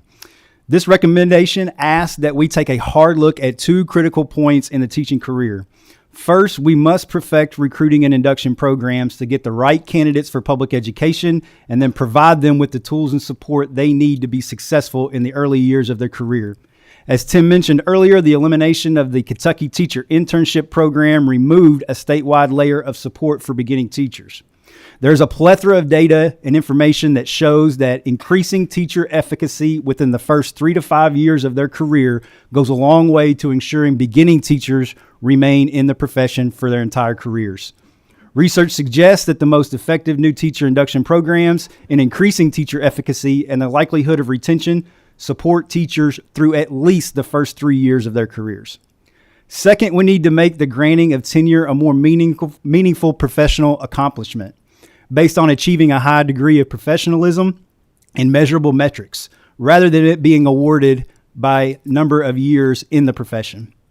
Teachers should also receive a meaningful financial reward for meeting these new and elevated standards to be awarded tenure status. Recommendation number 8 is to direct and provide funding to expand the Go Teach Kentucky and Go Teach Kentucky Ambassador programs in every Kentucky school district. Funding a Go Teach Kentucky Ambassador in every Kentucky school district would cost an estimated $378,000. KDE is currently funding 50 ambassadors at an annual cost of about $252,000. The Go Teach Kentucky program has been touted as one of the most effective programs we are currently funding to help address the teacher shortage. Recommendation number 9 is to create and provide funding for the creation of an annual renewable undergraduate teacher education scholarship for each Kentucky school district for the creation of a $500 per week stipend for teacher education students who are entering education. Funding an annual undergraduate teacher education scholarship for each Kentucky school district would cost about $2.5 million annually. A $500 per week stipend for a teacher education students who are engaged in student teaching during that semester would provide an approximate benefit of about $7,500 per student teacher. This would help remove a barrier for student teachers who are not able to work during their student teaching semester. This is very difficult for everyone, but particularly those non-traditional students, such as teaching assistants, who have the desire to become teachers but also have a family to support. It should be noted that the number of people participating in student teaching each year has fallen from 1,780 in the 2017-18 school year to 1,532 during the 21-22 school year. The annual undergraduate teacher education scholarship and encouraging local businesses to fund additional scholarships could also become a meaningful part of a local district's Grow Your Own program to recruit their own students into the education profession. My own personal experience here, when I student taught 12 years ago, our professor at the University of Kentucky told us we couldn't work and student teach, but that wasn't realistic for me. I had to work. So I student taught Monday through Friday, 8 a.m. to 4 p.m., and I would go to work at 7 p.m. on Friday night at UK Hospital as a secretary and work 7 p. to 7 a. Friday night and Saturday night, sleep a few hours on Sunday, and then prepare for my student teaching the next week. And I did that for a whole semester. So I think there's lots of, especially in our economy now, there's lots of student teachers that just can't not work. So that funding this would be really, really beneficial to them and something that would attract people to the profession. So I think we all know that there's a great deal of work facing all of us as we try to ensure that generations of Kentuckians are provided with first-class educational opportunities that will ultimately make us a better Kentucky. The work of the coalition has provided a total of 36 individual recommendations across 6 strategies, and I encourage all of you, along with the entire General Assembly, to spend time reviewing and reflecting on all these recommendations. The 9 we presented today are the priority requests for this session and are steps we feel we can take to begin moving us forward in reversing the trends we've seen in educator attrition in recent years. Thank you so much for the time and consideration on such an important issue facing communities across the Commonwealth. We welcome your questions. Thank you, everybody, for the presentation. We do have a few questions. Representative Raleigh. Thank you, Mr. Chair. This is an important issue to the state of Kentucky, and this is not a Republican or Democrat issue. This is an issue that is in the best interest of the students of Kentucky. And we've heard a lot of suggestions on ways that we can get more teachers. We've also had things about why people aren't getting into the teaching profession. And I'm going to mention some of those, and I may offend some people, I may not, but I'm going to give my opinion on this because I have the right to do that. Commissioner Glass indicated that pay was an issue. It's easy for people to say that pay is not an issue when they're not the one receiving the check. Teachers and educators have families, and they want to provide for their families commensurate with the amount of education they have in comparison to other people. So it is an issue. Support is the second one that Commissioner Glass mentioned, and everybody wants to feel like they're supported, no matter what job they have. We got a lot of stressful jobs in this country. Teaching is not the only one, but teachers are like nurses and other professions. They want to feel supported. Respect. The rhetoric about the teaching profession has diminished extensively in the last 10 years. You know, when I got into it, it was considered an esteemed profession. Sometimes people look at you like you got 3 eyes if you want to get into that profession today. And I was in that profession. I loved it. I know the 2 gentlemen sat with me were in that profession. I think they would say the same thing. So teachers are like anybody else. They want respect. And they feel like that's something that's important for them, because how are students going to respect teachers if adults don't respect teachers? Okay? Now, and then we've had people up here that have mentioned some other issues like discipline. Discipline is an issue. It's a big issue in schools right now. It's gotten worse for a lot of reasons. And it would take forever to mention what all those reasons are. And I think many of us would on both sides would agree with that discipline. We have to agree it's an issue. It's a major issue. You don't want to go to work every day and feel like you're going to get slapped or something else along those lines. So discipline is an issue. Politics has become an issue in education. One of the things I'm the most proud of is when I got out of education, my students could not tell you if I was a Republican or a Democrat. They could not tell you that because I taught. My job was to educate young people. It was not to promote my political agenda. So is that an issue? It is an issue. Are teachers uncomfortable with that? A lot of them are very uncomfortable with that. Some of them are comfortable with doing it, but a lot of them are uncomfortable with doing that. So is that an issue? Yes, it is. And a lot of those lead to stress for teachers. Teaching is a stressful job. You got young people, you're given, it's a lot of times people talk about, man, it's difficult to raise kids, and they're talking about their 2 kids. Why don't you raise 30 of them for an hour? And then the next hour and a half, you got 30 more. So the job is very stressful. What I would like for us to do here is to listen to the concerns of people that we might not agree with on this issue, on what is the number one reason or the number two reason or number three reason why people don't want to get into education. All of these things that have been mentioned are factors. This is a problem that we have to get solved. I mentioned on the floor last year that this was a crisis that's about to become a tsunami.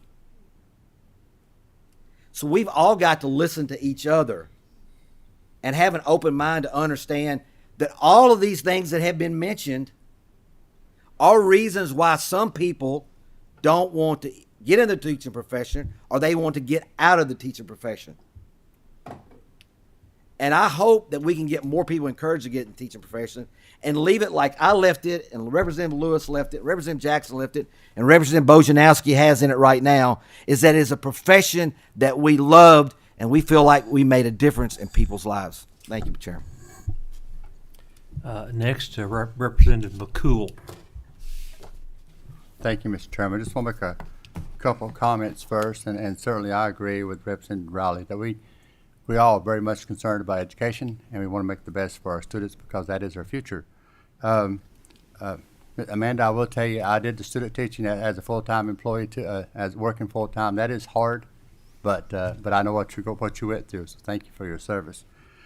One comment I want to make that I've heard both you and Dr. Glass make about is the MAP program. Seems like there's concern there that's not providing the quality of teachers that we need. Not that they're a bad person, not trying hard, but something isn't working. Maybe we need to relook at that. That's what I'm hearing from both groups. But I want to get to my major question is, you mentioned, I think it was Dr. Jesse Bacon mentioned about a mixed study, mixed method study. That's very interesting. We need that. Unfortunately, that takes a lot of time, which is good. It needs to be unbiased, not just from an educator's perspective, but truly getting at the bottom line. And once you get that done, as you know, then you'll have something to feed on for years to come because you can take that research and add to it each year. Who's going to do that? When's it going to start? And what's the time frame? So our ask would be to challenge OEA to conduct that study, and the sooner we can get started on it, the better. Obviously, because I do think there's a lot. We all have anecdotal information about why teachers and other educators. We're not talking about just teachers here. We're talking about all educators in our districts that are leaving us for varying reasons. And all of us have anecdotal evidence to share as to why that might be happening. But I think a full-fledged mixed method study around those issues to be able to really determine what are the things that seem to rise to the top and how can we work together to try to address those issues. Because I think a lot of the things that we've discussed are probably going to surface in that study. I believe it will too. So that's what I'm looking forward to. So you're asking the Department of Education to conduct that as soon as possible. Dr. Glass, you still in here? So if that's a possibility. Thank you. Actually, Representative McCool, they asked was for the Office of Education Accountability, which is part of the LRC, to do that. Okay. Correct. Thank you. All right. Next question is Representative Wilner. Thank you, Mr. Chairman, and thank you all for being here. I wonder if we could just go back to the last slide. Excuse me. I'm sorry to just focus narrowly because there's a lot of meat here and there's a lot of good bipartisan work that needs to happen. But I'm a representative from Jefferson County where we have about 160 schools. And when I see recommendations like number 9, and we've seen other, not just from you guys, but we've seen other proposals come before the body where we talk about funding one of whatever per district. And we know that we have districts with 3 schools. We have a district with 160 schools. We have 1 in every 7 public education school student in the state attends Jefferson County Public Schools. And I would just ask that there be some consideration in that recommendation for the equity issues, especially since so many of our children are in Title I schools and are free and reduced lunch and in that category. So that's my request to you. Thank you.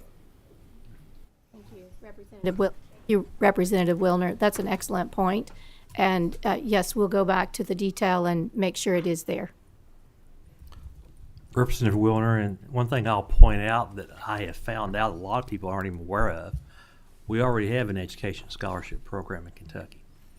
Now, there were several years, a few years it was not funded. In the last budget session, it was funded at $1 million in each year of the biennium. It's set up where that for every semester a student gets a scholarship they're required to teach for a semester. If they don't, that converts to a loan. If they teach in a high need area or a CTE, for every 2 semesters that they get the scholarship, they're required to teach for 1 semester.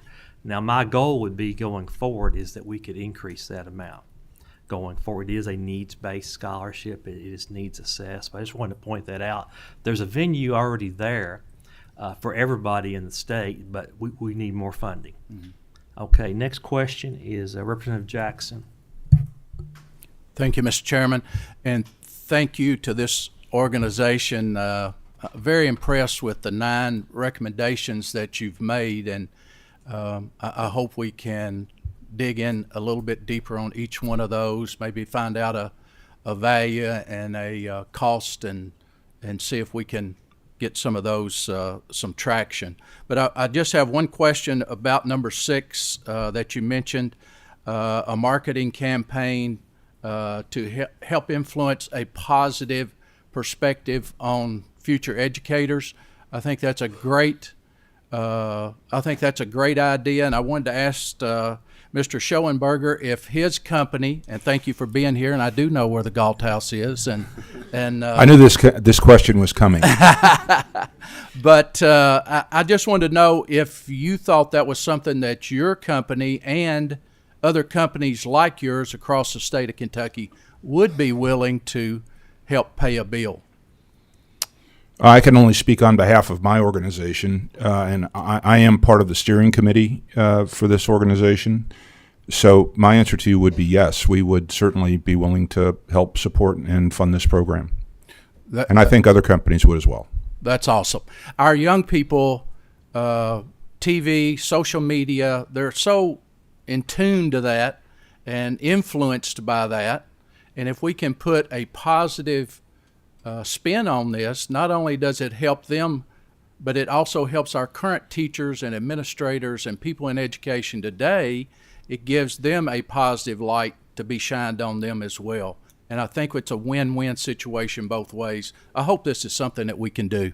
Thank you, Mr. Chairman. Next, we have Representative Baumann. Thank you, Mr. Chairman, and I'll try to learn from my previous remarks. Thank you for coming before us today and providing your testimony. I appreciate the 9 recommendations, but I am going to ask you for one more, a 10th, if you will, because I'm still concerned that if we don't deeply understand why teachers are leaving or not entering the profession, then we might deploy our horsepower to solve this problem in the wrong area. And so since there's really been no data provided here today to demonstrate the why, I'm just going to go with my firsthand data points of engaging with teachers in my community and the district I represent in PRP and Valley Station. Those are both areas of Jefferson County. And that is behavioral issues in the classroom and the inability to effectively discipline students and be supported by administrations. That is the only response I've received. And so I asked, what would the coalition recommend that we do to empower teachers today to take back control of their classroom and transform that type of environment? I appreciate that a lot. It's challenging. I think one of our biggest things we face as we look at this and the perceptions of teachers, perceptions of parents, all the stakeholders here is that the relationships become incredibly adversarial where it didn't used to be that way. I don't want to judge anyone's age in this room, but I would say most of us recall a time that when you got in trouble at school, you got in trouble at home. All right? That doesn't equate that way anymore. And it's bigger than, am I always there and give a teacher exactly what they want me to do in a disciplinary action? No, because there's always extenuating circumstances that have to be taken into place. You look at the individual child and what that circumstance is and everything that reflects in that situation. But it's also bigger than us. We've got a juvenile justice system that has to be addressed. When I have to educate that child by law, but the juvenile justice system can send them home that night for what I would consider a very serious crime. We've got to look at what's bigger and beyond us and where we can work together. We've got to get back to working together to figure out how we can address the continuum so that we can get away from all this adversarialness and start working together where parents and teachers and administrators, we all understand we want the same thing. We want every child to have every opportunity they possibly can. Can I speak to that really quickly as well? Sorry. Please go ahead. If I had to say one thing, like today as a teacher, it would be to reduce my class size, because I can't manage 35, 38, 40 students and keep discipline problems down. You know, a teacher shouldn't have 25 kindergarten students in their classroom, even with an aide. So when I think about what can we do immediate, you know, the teaching class size it's huge. It's huge, and it's a very big discipline issue when we have students that have all of these issues you've talked about today.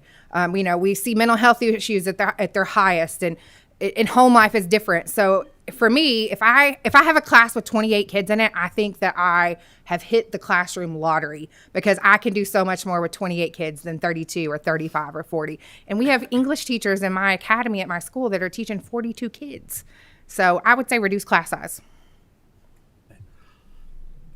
One thing, as I've talked to superintendents about this issue over the last months that I've heard a lot about, is they'll mention to me Senate Bill 200 that passed in 2014 really restricts their ability to deal with these type of issues. Now, it's my understanding, and I'm not for sure the time, I don't even know what committee it's in, but on Thursday, because I know Jim Flynn told me he's testifying on behalf of the school superintendents to talk about these issues. So that is an issue that's being discussed, to see if there's some possible changes we can make to that legislation that will help deal with some of these sessions. I just want to point it out. One question I've got for Dr. Bacon and Mr. Isaacs: when a teacher leaves, do you all do exit interviews?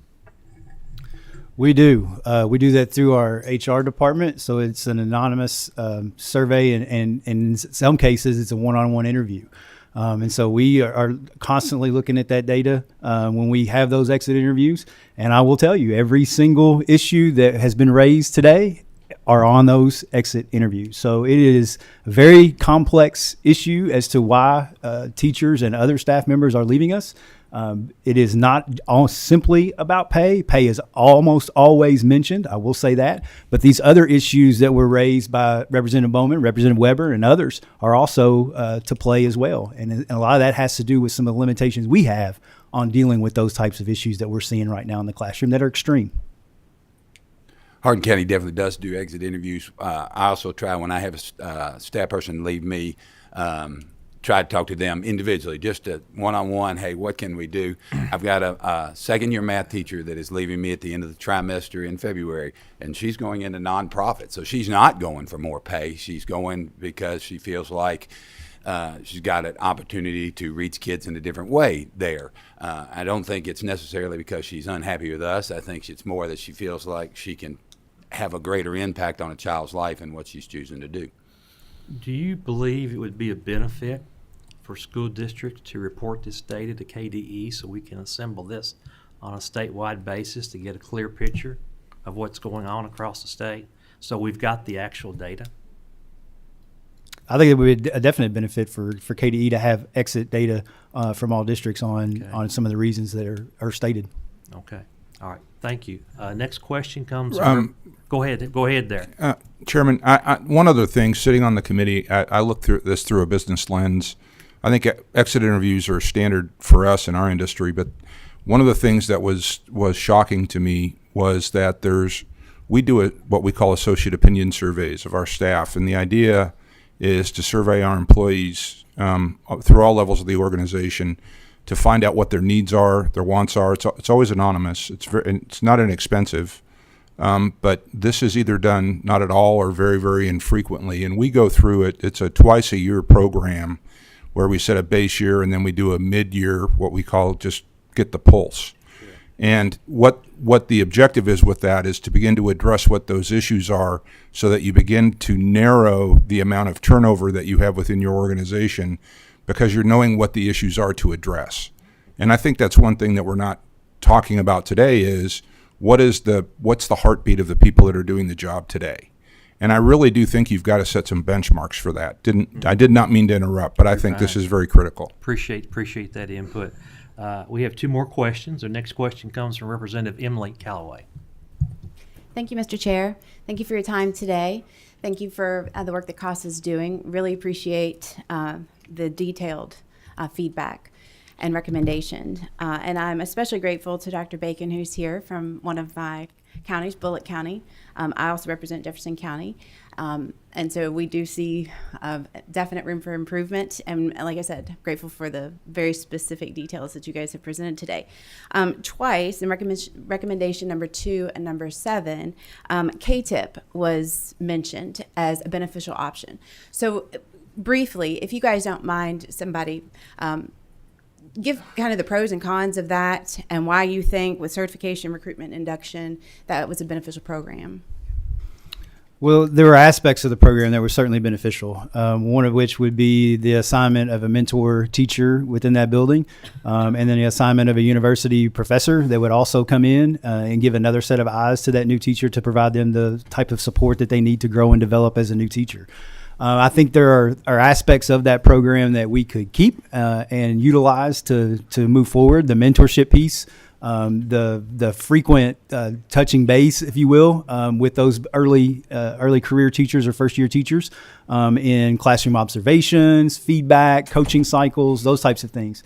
But whereas of now, if districts don't have the revenue or the resources available to fund their own programs or to create their own programs, then first year teachers are left to their own to be able to survive as they see fit. I know most districts and most buildings have some sort of mentoring program in place, but it's not near to the support level that we saw with K-tip. And so I think that there are some things that we could pull from that program and institute statewide that would help and benefit. Again, the goal has to be to increase teacher efficacy because the research is pretty clear. If we can do that in the first 3 to 5 years of a teacher's tenure, then the chances of them becoming a career-long educator are high. When we can't, that's when we start to see teachers start to leave for attrition.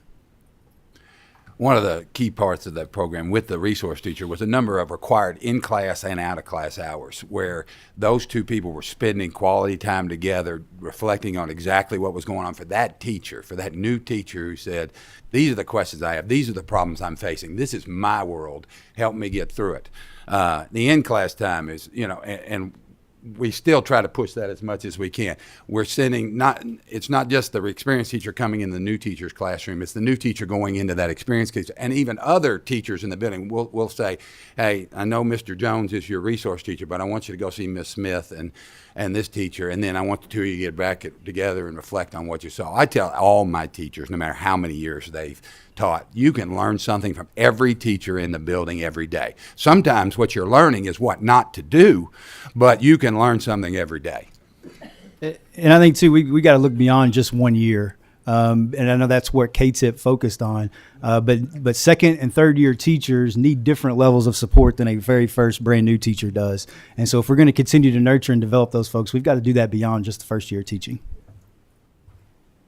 Thank you for that question, Representative Callaway. I've already had some conversations with Commissioner Glass about this subject, so hopefully we get in the 24 budget session.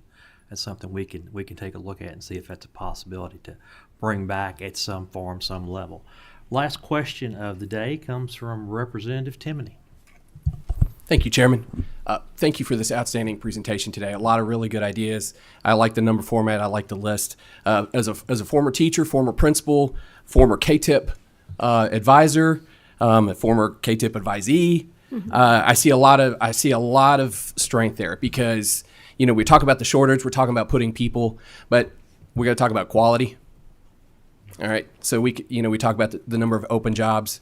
We don't need warm bodies there. We need teachers, and we need them to be high quality. And I see that as definitely something that needs to move forward. If we're going to have somebody that's going to go through school and learn all the theory to be a good teacher and then they leave after the first year. We got to do whatever we can to prevent that from happening, because that's winning the game. That's winning the shortage game. One of the other statements that I did want to make, Commissioner Glass mentioned, former social studies teachers. I think it was a mandatory requirement that if you're a social studies teacher I came into the teaching world in late 90s, you had to have like a 5-year residency at a Applebee's on your resume before you were able to get into the teaching world, particularly for social studies. So next, marketing, we have to trick people. We have to trick highly qualified people that could go and do other things and make lots of money doing other things into this job. We have to trick them into doing it. Okay, we have to trick science people not to go to med school. We have to treat history people not to go to law school. We have to trick those people into becoming teachers. That marketing piece is something that has to happen. Tenure review, I think that's outstanding. I think that is an outstanding idea. And how it's not a set on 4 years and a day, you now have tenure. I think that quality assurance piece goes back to what I was talking about, quality education earlier. OEA study, I think is we have to have data points Representative Bowman's talking about data about this particular topic. We need that's got to happen.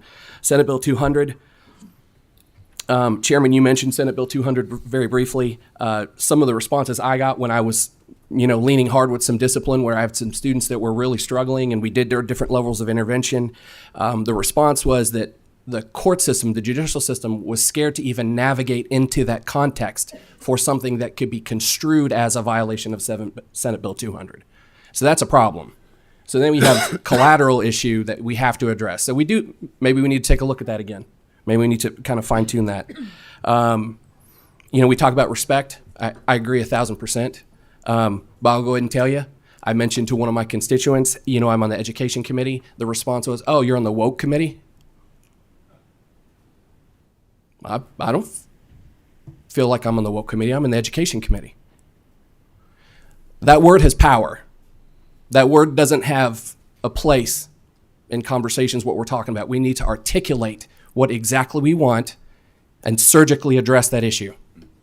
These massive sweeping statements that we make that have so much power and pit people against each other make education political. It's not. It's not. We have 650,000 public school kids in Kentucky.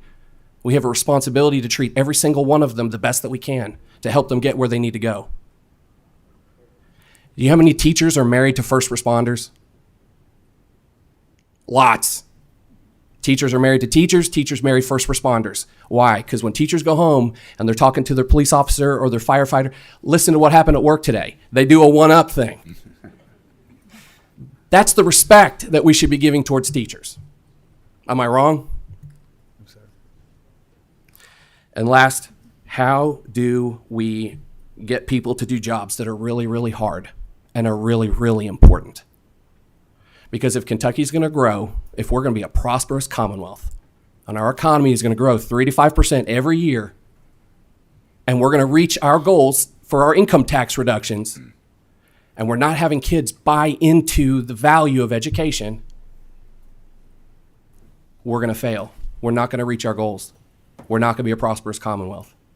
That is how critical education is to the Commonwealth. And we have to make these big statements every once in a while that we're going to examine these practices and these policies to truly improve things. And that's where we are. We have to make this stuff happen. The rubber meets the road in the classroom. The teacher is the X factor in student achievement. If this is not a set your hair on fire issue, I don't know what else is in education. Thank you. Thank you, Representative Timoney. I want to thank all of our presenters today. I want to thank all of the members for their participation. This is a critical issue for the Commonwealth of Kentucky. We all understand that. There are no easy answers. There are no quick answers, but it's an issue that we must address because I truly believe that every child in Kentucky deserves a quality teacher in the classroom to help prepare them to deal with the issues of life. So our next meeting, members, will be on February 14th. Unfortunately, it will be at our regularly scheduled time of 8 o'clock. But we will see you then, and the meeting is adjourned.